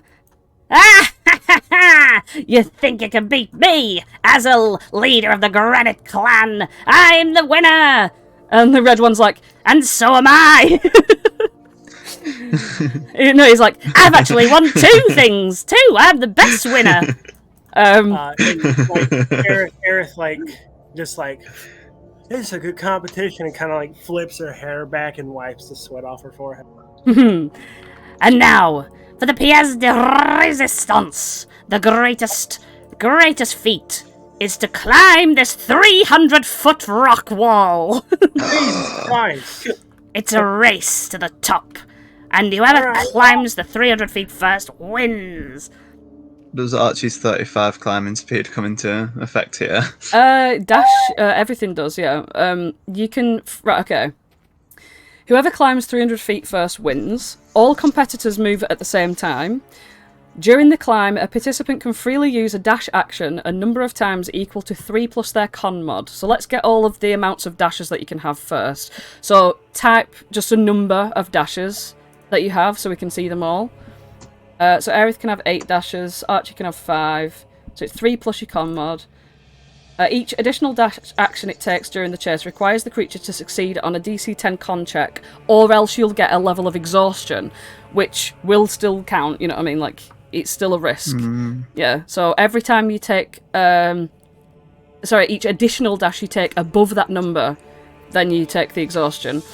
You drop out of the chase if your exhaustion reaches level 5. One Korred competes for each member of the party. After each check is made, you roll a d20 and consult... Oh yeah, there's something over here. Which, obviously, it's not going to be easy, you know what I mean? There's a complications table. So, 300... Right, okay, it's going to be just tracked in, like, numbers, because obviously that's going to be really hard to fucking map out. So we've got competitors. Octavia's like, yeah, I want to climb up a mountain, sure. Yeah. Game, you might be good at this one. I told you, I'm having much more fun here. Okay. All these bastards are going to be chasing too. Okay. Oh wait, Octavia, just for safety, I'll tie this rope around us in case one of us drops. Archie just like faffs about with a rope and it just drops to the floor because she can't tie knots. Oh yeah, I don't want to fall from being at the top of a 300-foot wall. That's like 30 d6. Right, I think it's on securely. I think that could It's like on min-max the me. floor. Here, Aerith will tie the rope. Okay. Give us a survival check for the tightness of it. And what are you tying it to? I'm tying the one end of the rope to Archie and one end to Octavia. Okay. They might die together. Okay, that's good. That's fine. It's very secure. Okay, so I'm just need a pen and paper to fucking note this down. Where's my paper? Hey, Gleam, are you gonna join this one? Climbing things, that's like kind of I acrobatic, already right? said I'm not bothered. Yeah. Thank you very much. Sorry, Gleam. He didn't. She didn't know. Not she rolls her eyes. So, right, okay, I've got my pen. Right, so it's the race, the final game. Okay, so, race to the top of a 300-foot rock wall, so 300 feet. Race. Whoever climbs 300 feet first wins. All competitors move simultaneously, so it's going to be in turn order, but if you both win on a round, it's a tie, if that makes sense. So everybody roll initiative. Just so you Who's can... the climbing speed, by the way? Let's have a look here. During the climb, a participant can freely use the dash action a number of times equal to... Yeah. If you don't have a climbing speed, your speed is halved. Okay. Octavia does. Yes! Um, Yes, baby. We've got like Archie. 50 feet of slack between the two of us. Nice. Okay, so 50 feet of slack. That's important to know. Okay. So Octavia, Archie, Flopsy. I'm just handwriting these scores. Wait, Octavia, Archie, Aerith. And then we've got Azul, red, green, and blue, who all have climbing speeds, obviously. So I'll put a little C next to the climbing speed ones. So Archie and Octavia have climbing speeds, as do the Korreds. And Flopsy and Aerith, you don't have climbing speeds, do you? No. No. Can I click my heels together and basically make myself lighter and more airy to double my movement? Yeah, you can. Anything that you've got in your repertoire, you can activate. Awesome. You're absolutely free to use all of your powers that you've got to do this. So you can. So Aerith, you're double speed. So you essentially have climbing speed, yeah? Yeah. Okay. So that's what you're doing for that. And let's have a look at the order. Beep, bada, bap, boop, boop. So the choices that you can make here are hang on. The race. Okay. Do. After each check is made. Yeah, it's an athletics check, obviously, to climb the wall. Basically, you've got to beat a DC 10 athletics to even be able to move. So DC 10 athletics, was that? Yeah.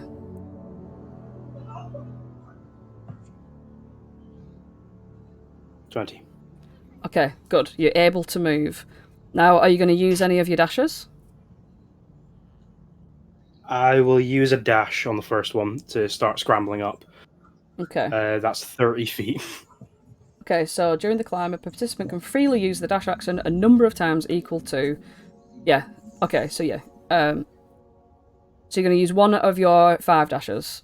So I have 4 dashes left, yeah. Okay, brilliant. And so what's your speed? My speed would be 15, so it's 30 with the dash. Okay, so you are 30 feet up. Roll a d20 for me, please.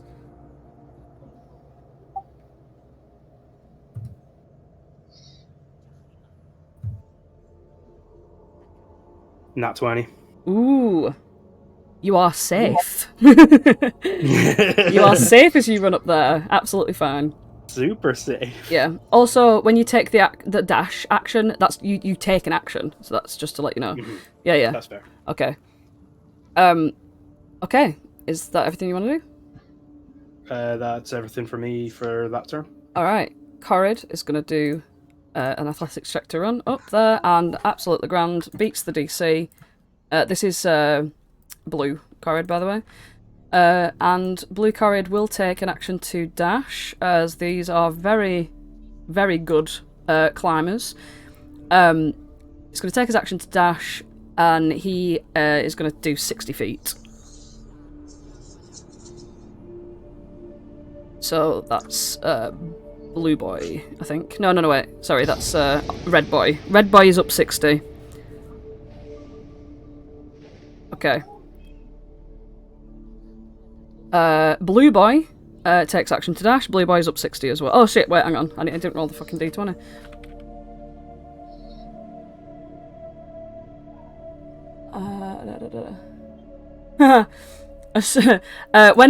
When red boys... wait, red boy. When red boy were crawling up there, as he gets up to sort of like between 50 and 60, a swarm of fucking insects like fly out of the rock side. Crawl out. It's all like centipedes, and they all like swarm all over him. And they're going to sort of bite at him, and he can't make it up the rest of the 10, so he's actually only on 50. It is red. So 50's on red, and they're sort of biting him and hurting him too. Okay, blue makes the dash up, and I'm going to roll the d20. The blue. Nothing happens. Okay. That's blue. So Azel is going to do the full dash to 60. Roll a d20. Nothing happens. She's fine. Azel's on 60 as well. So 60. Azel and blue are in the lead with 60. Aerith. Aerith is gonna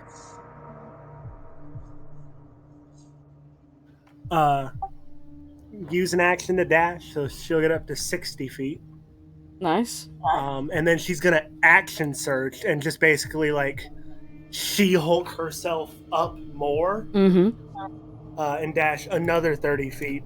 And then bonus action, face step another 30 feet. When you noticed that if you were going to face up another 30, you would be too far away from Octavia. Oh no, I tied the rope to Archie and... Oh, Yeah. right, okay. I thought you tied him between you. Okay, yeah. So that would be 120. Roll a d20. Yep.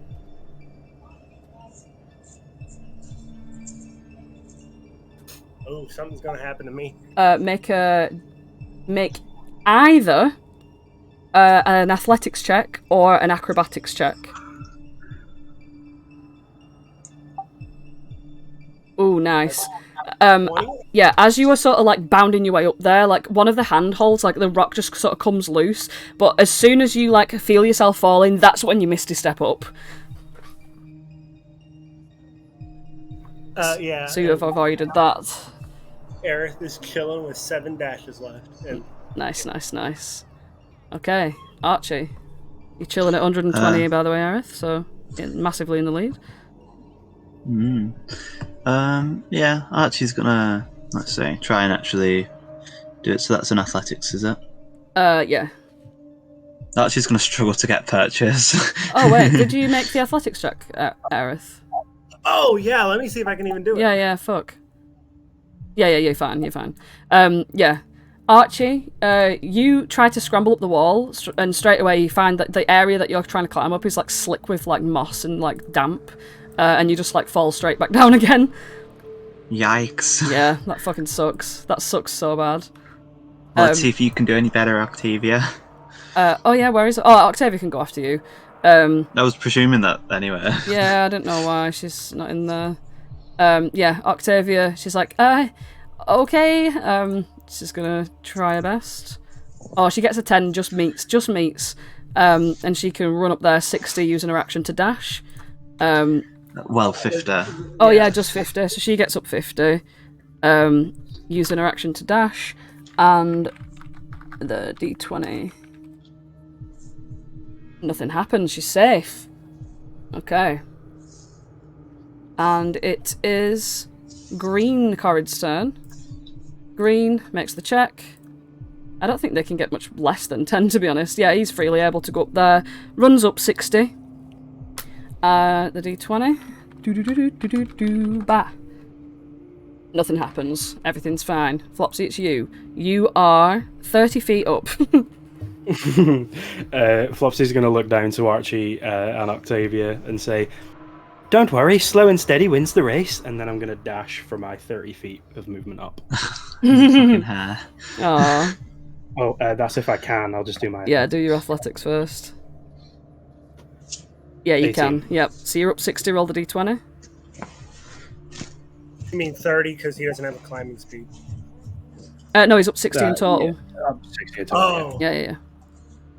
11. 11, nothing happens, no complications for you. That's fine. Flopsy will also look up at Aerith when she does face step and just kind of roll his eyes. Oh yeah, I bet you're regretting fucking throwing a cupcake at Archie earlier. You do have bonus action bunny hop, by the way. Yeah, why not use one of them there? I'll go 15 feet up with a bunny hop. Yeah. So you're at 75. Okay, 75. Nice. It's only the bloody red Korred's turn. Let's see if he can even do it. Yes, he can. Red runs up. He's the one who dropped 10 from the insects, so he's like got insects crawling all over him. And that's impeded him by 10. So he can run up 50 more, so he's at 100 now. So it's Azel's turn. Oh, sorry, I need to do the fucking check again for him just to see if anything bad happens to Red again. Poor Red. Poor Red, watch him get all the shit. Oh, Poor Red. oh shit, he needs to make a dex save. Oh, shit. Let's have a look. Let's make this dex save. Oh, it's a nat 20. It's a nat 20. And a large rock breaks free and topples down past him. He's absolutely fine. Nothing happens. It's Azel's turn. She's making the check to see if she can. She can. She runs up another 60, so she's at 120. And she rolls a d20. And nothing happens, she's safe. So she's siding with Aerith as she like crawls up, she's like, "You won't beat me!" And yeah. But it's you, Aerith. Athletics. Yep, you're free. Move, dash, face step. Okay. How many face steps have you got? I haven't used any today, so Nice. I got my 3. Excellent. So move, dash, face step all comes up to 90. Yep, so that's 210. You're sitting at 210 right now. Jesus Louises. Oh my gosh. Ooh. Make the check again. Athletics or acrobatics. It's the same number. You succeed. Yep. And again, it seems to be that you've got like the loosest rocks on your side, but you're just like face stepping out of the way and everything's fine. Archie. Okay. Archie's gonna try her best. Athletics. Oh, please. Oh dear. You're still at the bottom, Archie. Oh, whatever happened to my climbing speed? Octavia looks down at you and she's like, "Are you okay? Do you want to stop the game?" No, I'm fine. I'm just it's having a bit of struggle getting up. Well, I can't really go any further Well, whilst we're tied What? together. Oh, I'll just come back down. Well- It's okay. yeah, I come down so I can see you, and then we can start going again. Yeah, I'll just come back down. It's okay. Do you want a hug? Yeah. She comes down and she's like, "Yeah, it's okay." Fucking bless. You two are out of the fucking game, like totally out. Yeah. Green Korred is gonna pass the athletics. Green Korred runs up. Green is running up to 120, and let's see. Oops. Nothing happens to him, so he's fine. Flopsy, it's you. You are sitting at 75. It's round 3. Mm-hmm. Flopsy is going to look up at how high Aerith is. And since Aerith has been face-stepping all over the show, he decides we're using magic, are we? Hmm. He uses a free action to put the Witchlight crown on. Way! With a flying speed of 60 feet, he dashes for 120 Yeah! feet. Whilst flying up, he paws at the rocks as if he is climbing. He's got like butterfly wings as well, doesn't he? Oh my god, Aerith's that's... gonna look down and see that and be like, "Oh, so we're just throwing this shit out the window." Aerith doesn't need to look down. Flopsy's going to run past Aerith and say, "Hi, Aerith," as he goes by. This all counts if he succeeds on the... that. Oh no! No, but if he's Wait, flying. do I need to? Because I'm flying. Oh no, you're flying, so you're not even climbing. Yeah. Yeah, you're Cool. flying. You don't even need to. You've bypassed that completely. What's Flopsy at now? Right, okay. So Flopsy, you were on 75. You get the double movement speed of 60, which is 120. So 75 plus 120 is I'm gonna round it up at the end as 195. You're not actually above Aerith yet. You're on 195, and then you're going to bunny hop with an extra 15. Mm-hmm. You are literally neck and neck, 210 with Aerith. You are literally both okay. at the same height. That's when I'll say, "Hi, Aerith." Hi, Flopsy. Are we flying now? Are we face stepping now? Oh, I'm sorry. Did you feed a cupcake to Archie earlier? I don't know what you're talking about. I don't know what you're talking about face stepping. I just happened to sneeze and move really fast. Roll the Sneeze so hard you d20. blink out of existence. Roll the d20, Flopsy, to see if anything happens to you.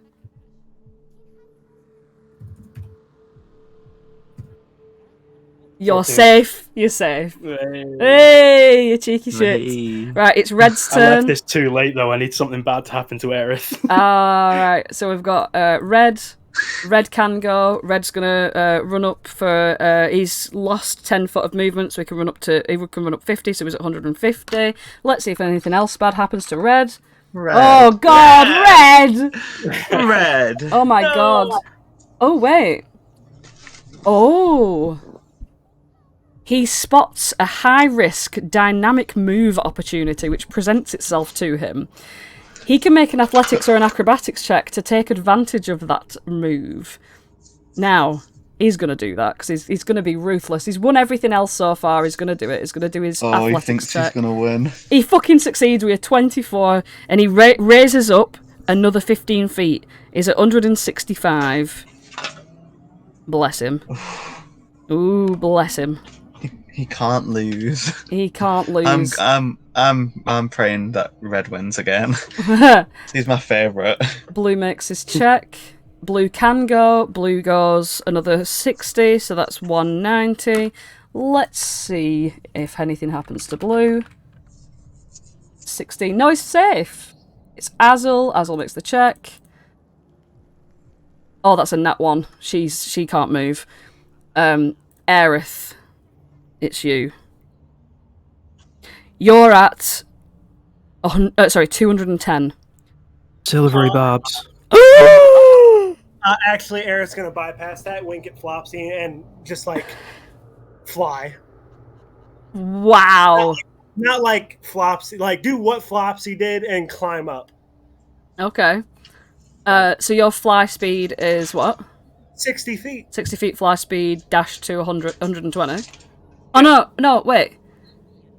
Aerith's fly speed is usually 30, though, isn't it? Dash to... No, I can show you. Okay, yeah. Aerith has a thing that doubles her movement Yeah. So it's 120 fly. And she just kind of, you see her like wink at you, Flopsy, and be like, "Bye, Flopsy," and just like leap straight up the mountain. Well, you're gonna win this, so how do you want to do this? Aerith is like, "All's fair in love and war," and just like climbs up the mountaintop and sits on the edge of it and just waits. Nice. You sit on the edge of it, dangling your feet, and when you like look down to the bottom, you can see that Gleam sort of tilting her head up towards you, and she's like got her legs crossed and a hand on her chin, just sort of like looking up at you, smirking. She's having a little smile at that. But Azul says, Well, that's first place. What about second and third? So Aerith's got first place there. There are prizes, by the way, just to let you know, you've not all been doing this in vain. So, Korreds Green makes the check. Boop-de-bap, boop-boop-de-bap. 21 is able to do it. Korreds Green's going to go up for another double, so that's 190 and 60. That's 250. So Green's nearly up there. Let's see what happens to him. Oh, that's good. Flopsy, it's you. You are standing at 195. How many more feet do I need? You need 210, right? Because they bunny hopped. Yeah, you need 105 to get up. I will use one of my dashes with the fly for 120 feet. Nice. Yeah, you get up there second place. I will fly into Aerith. And is Aerith just kind of sitting on the top, did you say? Yeah, Aerith's just kind of watching Flopsy fly up to her. Yep, Flopsy, you watch Flopsy come up, he doesn't seem to be stopping, and he tumbles into you. Kind of roll in a Flopsy Aerith ball. Flopsy is like, I had that, I was going to win. You started doing the fly thing, and that was my thing, I had that idea. Flopsy, you've been doing cheeky little things this entire time. It's only fair that this cheeky little thing was going to let me win, and then you stole it. No, but you stole that athletics thing, the rock throwing thing from me. I was trying to look at the game and then rock. You stole the idea of cheating from me, Flopsy. So I'm just gonna quickly conclude the rest of these guys, because the one that's mostly in the lead is Green. So yeah, Green comes up in third place, and Azul's like, for fuck's sake! And so yeah, you can all crawl your way back down the thing, and she goes, Right, so we have a winner, a second place, and a third place. Let's see here. Flopsy's still flying at this point, and he's flying higher than Aerith. Aerith's flying with him. Flopsy's pushing Aerith's head down, so he's flying higher. Aerith's yanking Flopsy's arm so that she's staying on level with him. Wow. Okay, so let's have a look here. Oops. Okay. Wait. Okay. She goes over to a box that she has, and she says, Well, what have I got in here for prizes? She pulls out a bunch of shit. Like, there's so much shit in here. Like, it's just ridiculous. But you sort of get your eyes on, like, a few things that look a bit, better than the crap that she's got. One of them, appears to be, let me see here. It looks like a small black circle at first, and she goes, that can go to the winner. And she's going to give you the small black circle, Aerith, which is a portable hole.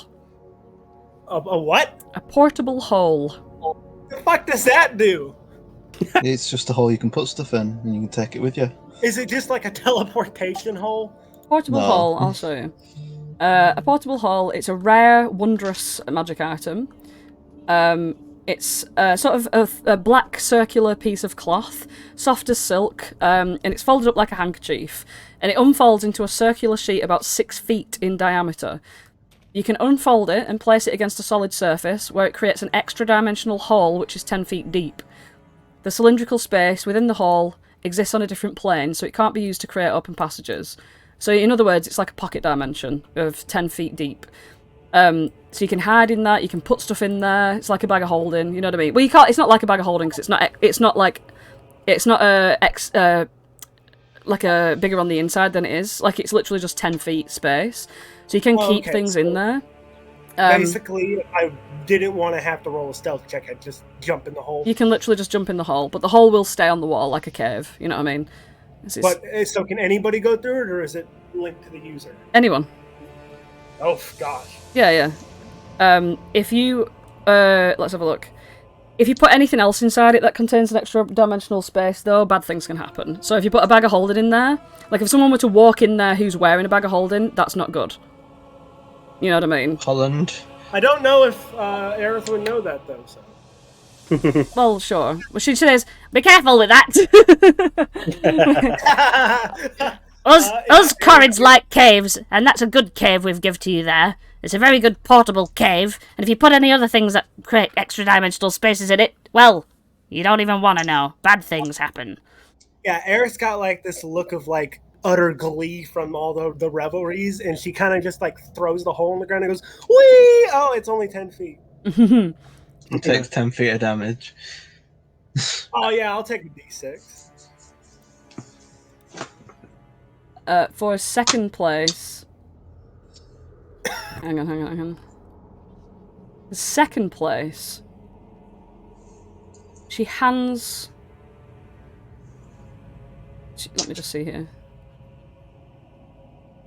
She hands to you, Flopsy, a very mysterious-looking cube. It's about 1 inch across. Each face has a distinct marking on it that can be pressed. The cube has 36 charges. It's a cube of force. It's a cube of force. I'll just give you a link to that, because it's just much easier I don't know what that is, but I will add it to my character sheet. Cube of force.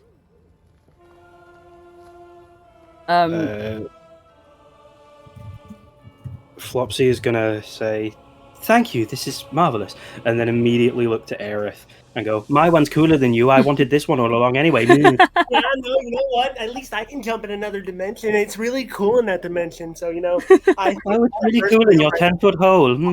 Yeah, I will, and she's going to take all of her stuff and throw it in there. Gleam's like, bickering, Try how and get a friend attractive. to go in there as well. And she goes up to the green card and she pulls out a helmet and places it on his head like doof. And you see him like teleport over there and teleport over here and stuff, and he's like, "Way!" Well, well done. And she's like, "Let me actually get her voice right again. What was it? It was like, I'm American. I'm some sort of American person now, I guess. I need to thank you, guys, because I've been bored as fuck, and so is all my other Korred friends, you know. We've been so bored here, not being able to play our games and do our activities, and nothing bad's happened, right? No, you guys are fine, so you'll help us, right? Absolutely. With your powers, then, yeah, I believe in you guys. Well, thank you. You guys should probably head back to Queen Argantel and meet with Slate. But before you go, did you know the Brigganocks aren't actually that bad after all? Huh? Yeah, it turns out they're actually alright. And they thought that you guys were working for, what do you call her? Bitter End. Something end? Bitter End? Bitter End? They thought you were working for Bitter End, just like you think they're working for Bitter End. But we checked them out, and they're not, and obviously you're not. So, actually, you've just both been bamboozled. No. Oh, no. I can't believe we've been bamboozled. I know, right? Yeah, but they're still awfully noisy. Yeah, but they're just doing their thing. Yeah. If you Alright. get to know them, you might actually like them. Okay, fine. I'll meet the Queen at Loch Brehenge. Alright. And let everyone know the Brigganocks aren't actually that bad after all. Sure. Thanks very much. And she's gonna come and shake all of your hands, and like she's got like a really strong, like sort of handshake. And Aerith gives her a super strong one right back. With Archie's strength rolls, she just flails around. Nice to know you. Aerith gives our Flopsy a super big hug, and she's like, "I hope you aren't actually mad at me, but it was a good competition, wasn't it?" Flopsy, not so much tenses up, but he kind of squirms a little bit with the hug. It's like, Bobsy, get off me. Flopsy? Yes, I'm not mad at you, Aerith, and he returns the hug. I didn't mean what I said about the hole, by the way. It's you have a pretty impressive hole, Aerith. That's very improper to say to a lady, Flopsy. Why? No reason.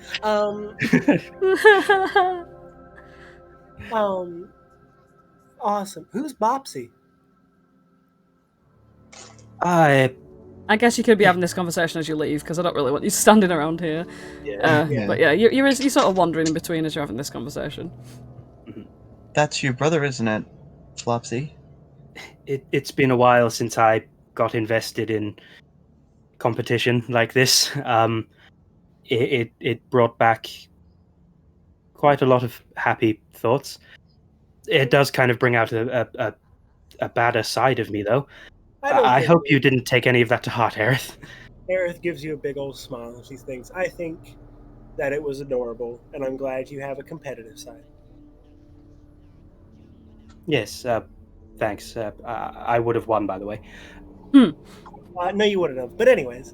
Without a doubt. Gleam comes over to you, Aerith, and she's like, "Well, bickering aside, that was rather impressive, wasn't it?" Hey, do you think I have what it takes to be an acrobat after that display? Oh, I think you have more than what it takes. You were like the wind up there. Yeah, like I told Flopsy, I sneezed and I was just moving so fast, you know? You sneezed? Is that what you're putting No, it down to? No, not actually. I used my psionic powers to lighten the weight of my body to move faster. That's incredible. Very impressive, and I wonder if you could do it in an artistic way. I'll try, and Aerith is gonna, I'll burn another psionic die. Because I was doing that entire time to keep up the flight speed. And she'll just lift very slightly off the ground and just try to do a simple twirling and moving herself through the air, hopefully with a grace. She make a performance check. Okay.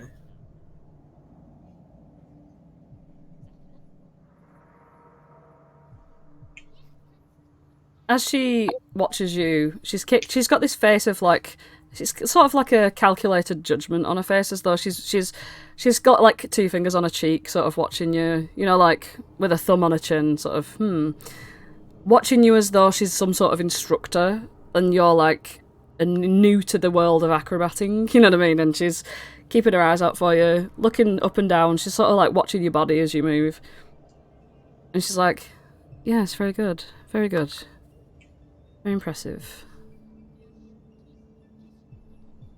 Well, thanks. I don't get a lot of time to indulge myself. I'm usually taking care of kiddos. Quite admirable. You make your way to a sort of space where you definitely haven't been before ever at all. Like, you've never been here one bit at all. It's definitely a separate campsite. It's 100% a separate campsite where you've never been. Yep. Uh-huh. And yeah, you can see there that it's almost like this place is set up for you to have a camp. The fire itself is actually out, but it's like, you know, it's a good campsite place to maybe take a long rest. Hey, this is a good place to rest. But Yeah. there's only 4 beds. I guess someone will have to share.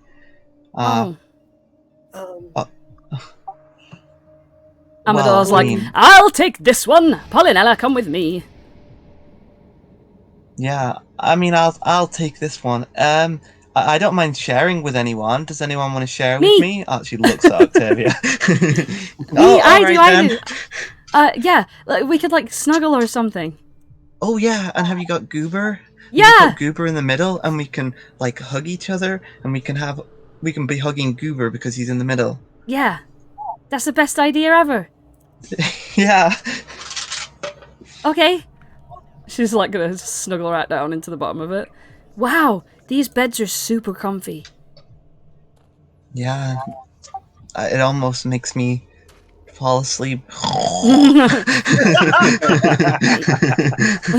you actually asleep? No.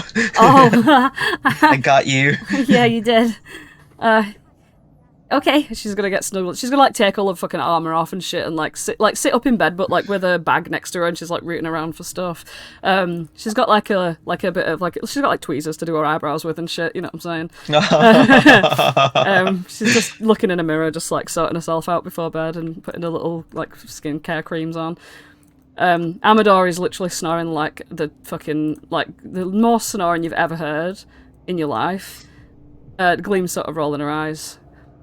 Aerith kind of looks over at Aerith and Archie and then over to Gleam and is like, I don't think me and you are quite at the level of Goober. We're not at Goober level yet. You can have that. She looks confused like, what do you mean? What do you mean Goober level? Yeah, what do you mean?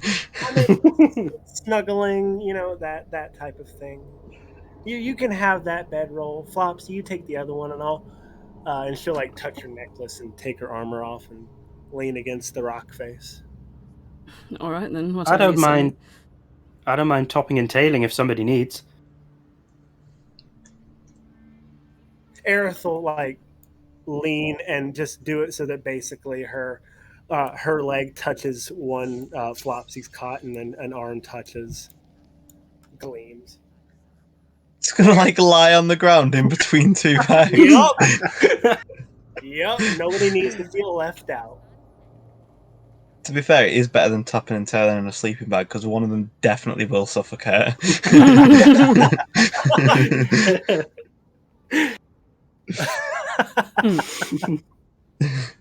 Or we can just top and top. And top and bottom. Gleam takes her mask off, and underneath, she has like a very plain looking face. Very shiny black hair. She sort of pulls it out of her bobble and like shakes it all out and everything. Sort of like runs her fingers through her hair to sort of like as if she's got a headache and she's just like separating all of her strands of hair. Like shakes it out a little bit. She takes off this sort of like light plated armor that's sort of decorative more than anything else. It's like almost spandex but with like built-in shoulder metal, but it's not very thick. It's very, very thin. She just sort of like removes the pieces to it, and she like starts to like get dressed into her like a like sleeping clothes, and she like turns around and she's like, "Well, everyone turn around, jeez." And she starts to like. As soon as you saw that, like, blushed and turned around. Yeah, so you just see her like sort of putting her legs into like pajama pants, and they've like sort of like Harlequin style, you know, like with patches on them and stuff like that. And it's quite cute, but you know. Well, I've never seen you without your mask. oh, well, this is me. I like it. Well, it's just my face. There's nothing special about it.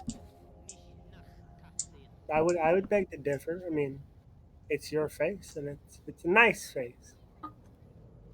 Oh, I'm charmed. You flatter me. I can't tell if you're serious or not, Gleam. I'm not being serious, Aerith. Come on now.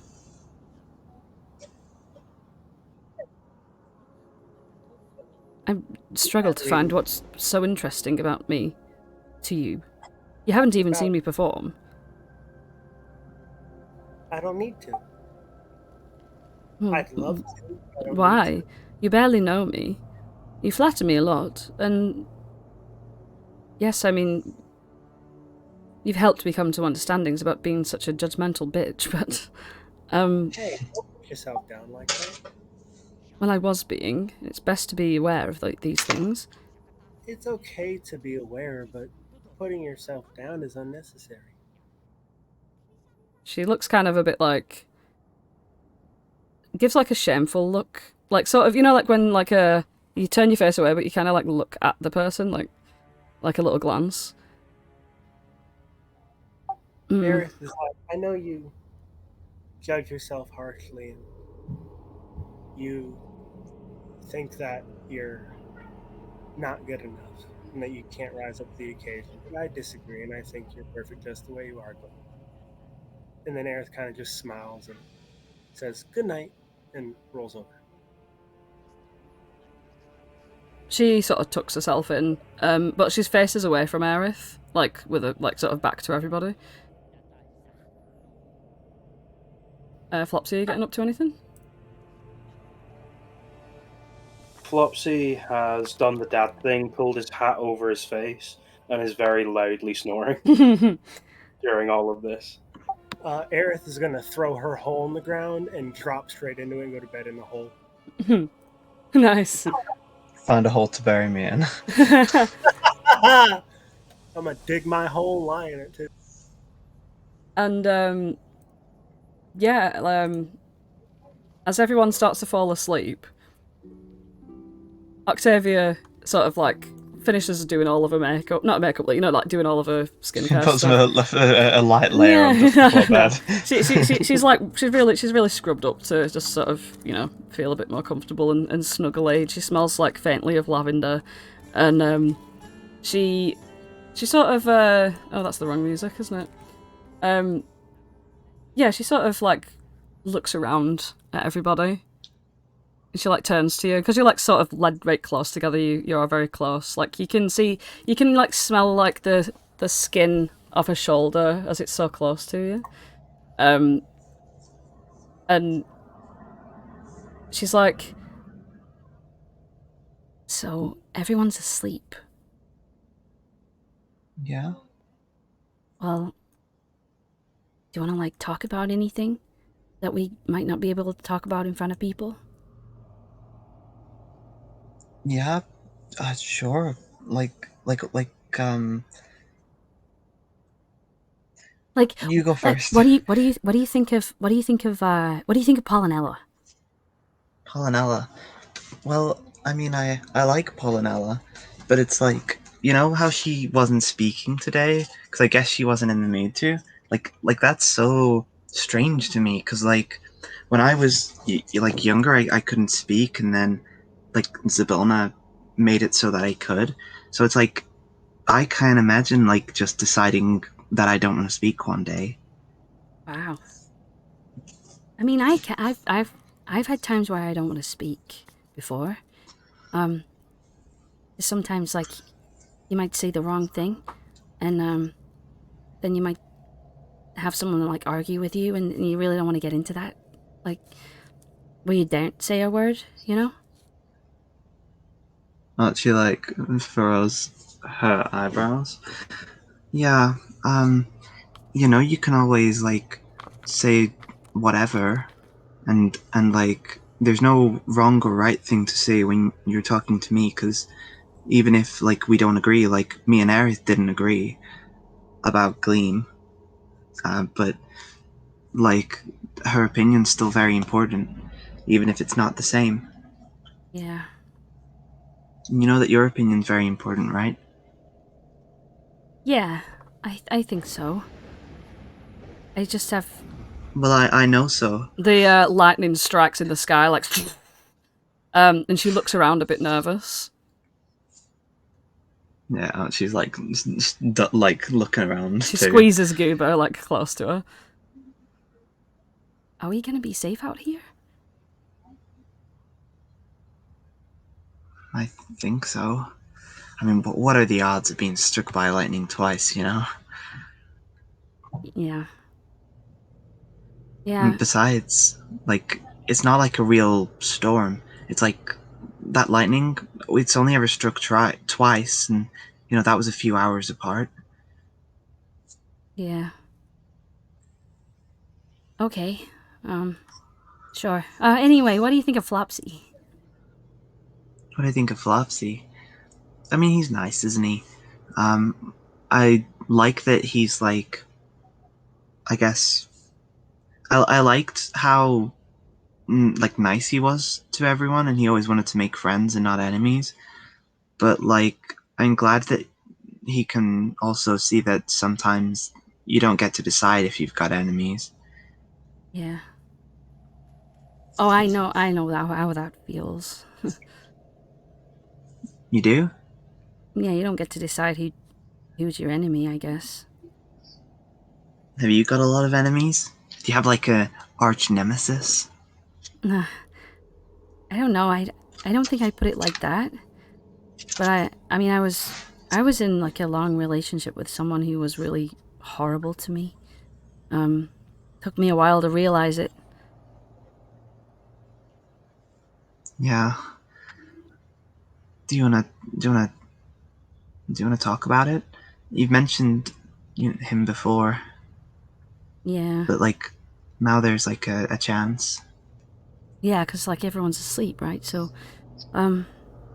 yeah. Well, he was like a high elf, like gold skin and like golden hair, and I thought it was really nice because he had this like light about him, like he was really light, and I don't know, he just gave me really good vibes at the beginning.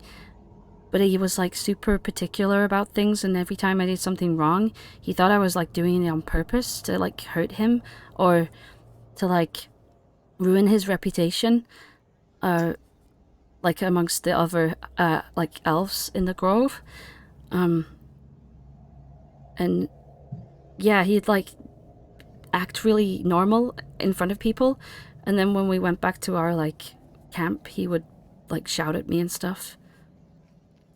And I didn't know that I was doing the wrong thing at the time. I was like, he was laughing along with some of the stuff, and then I'd get back, and then it would like, you know, it just made my heart sink a little bit, you know. I'm so sorry. Honestly, I mean, I don't know. I don't know. I wasn't there, but he kind of sounds like a bully. I don't think you did anything wrong. I think anything you did might have just been wrong. Or, you know, if you did something that slightly annoyed him, he's just waiting for it to happen. So then he can say something, so he can be picking on you. Yeah, I think I see that now, because when I traded my heart to Bavlorna, I just wanted to get rid of any feelings that, like, kept me, like, wanting to be around him. So then I was able to get away, because I didn't love him anymore, and then I was without my heart for a while, and when I got it back, it was really weird, because I didn't feel any feelings for him, so I think it helped. Yeah. But I think it's better to let yourself feel, and that's the way to move on. I guess I kind of have like a similar situation. Like when I was like a bit younger, I I was just like walking through the woods. You know, this was after I left the getaway gang, and I hear this like beautiful singing. Now, if you know me, good music makes me cry like a baby. Yeah. And I was just like sobbing, but it was so beautiful. I wanted to see it, so I like walked to this like grove area, and there's this giant tree, and there's like the second most beautiful woman, and she's singing like a beautiful song. You're the first. um, but like she's like singing this song, um, and it's like so beautiful, and I'm like, I just gotta go near, and then like I don't even know, like, I just saw her, and I turned to jelly practically, and like it was like I was like under her spell or something, but not like literally. Archie like pauses and just like shivers a little bit. Well, probably not literally, um, but like I used to like go and visit her, and it was like nice, and then I thought her eyes were really beautiful. Um, do you know what her eyes looked like? No. Like these ones. Uh, Points to her own eyes, and like I was like, your eyes are so beautiful. Like, can I trade something for them? And then she was like, yeah, you can trade like all the love in your heart. And it was like, yeah, sure, like, because I had liked her, and it's like when you like someone, you give them all the love in your heart. And so I did. And then it was like,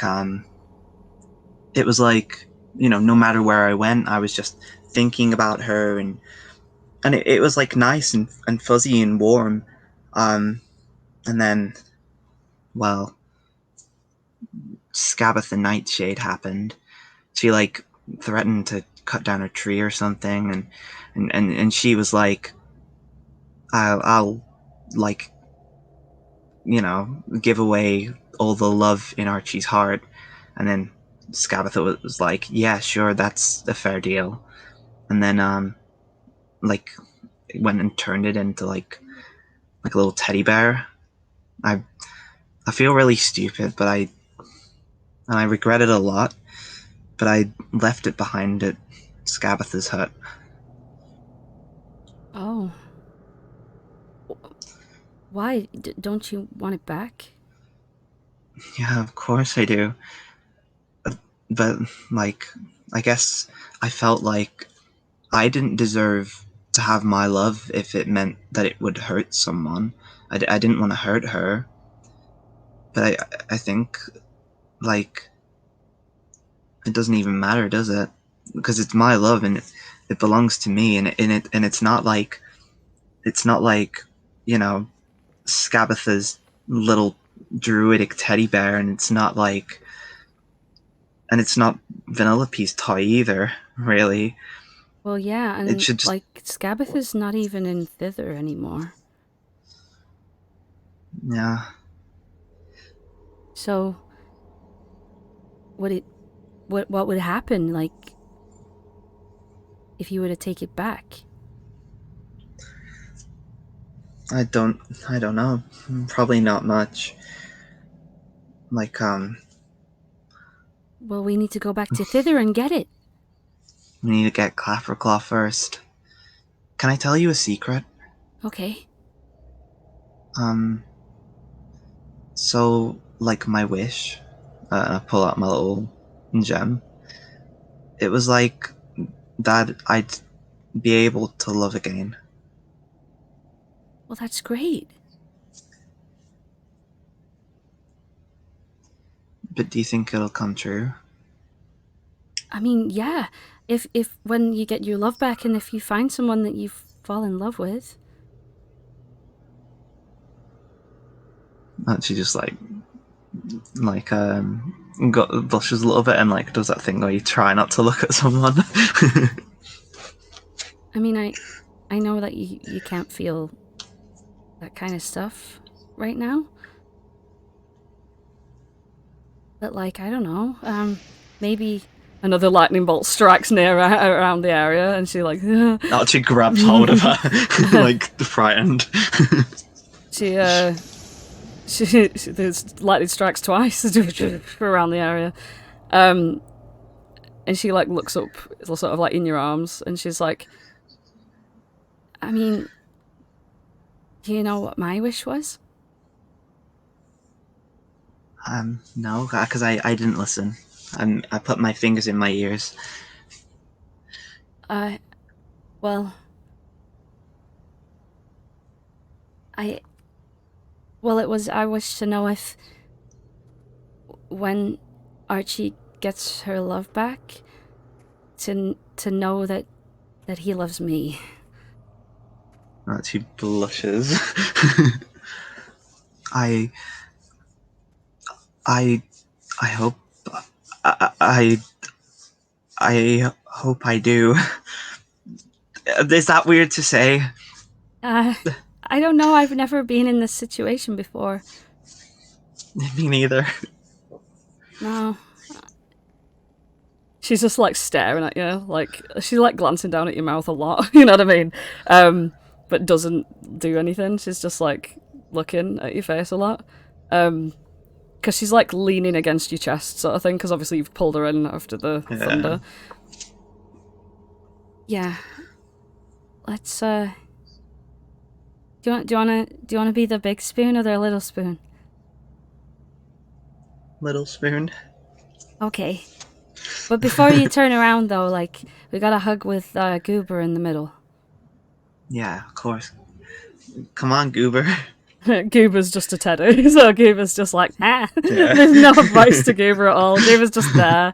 And she like puts Goober in between like your bodies and just sort of like snuggles you really, really tight. And she like her face is so close to your face, like you could feel her like nose against your nose. And then she's got her eyes closed and her head sort of tilted upwards just a little bit. You know what I mean? Just a little bit. Mm-hmm. She sort of waits for a while. Is she like? Does she look asleep? She looks like she'd love you to kiss her.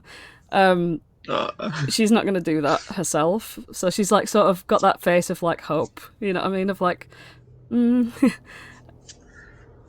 Oh, what's this in my arms? Sleeping Beauty. She's still got her eyes closed and she smiles. Give a little smooch on the cheek. On the cheek, yeah. She you see it. You feel her smile move into your mouth a little bit as you kiss her cheek, and she sort of like relaxes her body completely, and she's like, "Okay, little spoon, you can have Goober. He can be the littlest spoon." Yeah, but like if anyone asks, I was Big Spoon. Sure. I'll make sure I wake up first. And yeah. She trances, so she will. And so she wraps her arm around your middle, and y'all fall asleep. Aww. And that is where we'll end the session on a cutesy little Archie Octavia moment. Oh, bless. No. Oh. Right, that's where we're ending the session, guys. Kids put like these yes! Videos Exclamation mark. These videos are posted on YouTube, so make sure you like, comment, and subscribe, and tap the notification bell. Send us money, Patreon, blah blah blah blah blah. And the Easter egg today is: did you know? This is just peering behind the curtains, but Gleam was awake for that entire thing and was just like sulking, like fucking hell. Like Gleam was so unhappy to be awake. Yeah, Gleam was deep in thought for that whole thing. But yeah, so anyway, good night, everybody. Goodbye, stream. Goodbye, Cade. Goodbye, viewers. We love you. See you next week.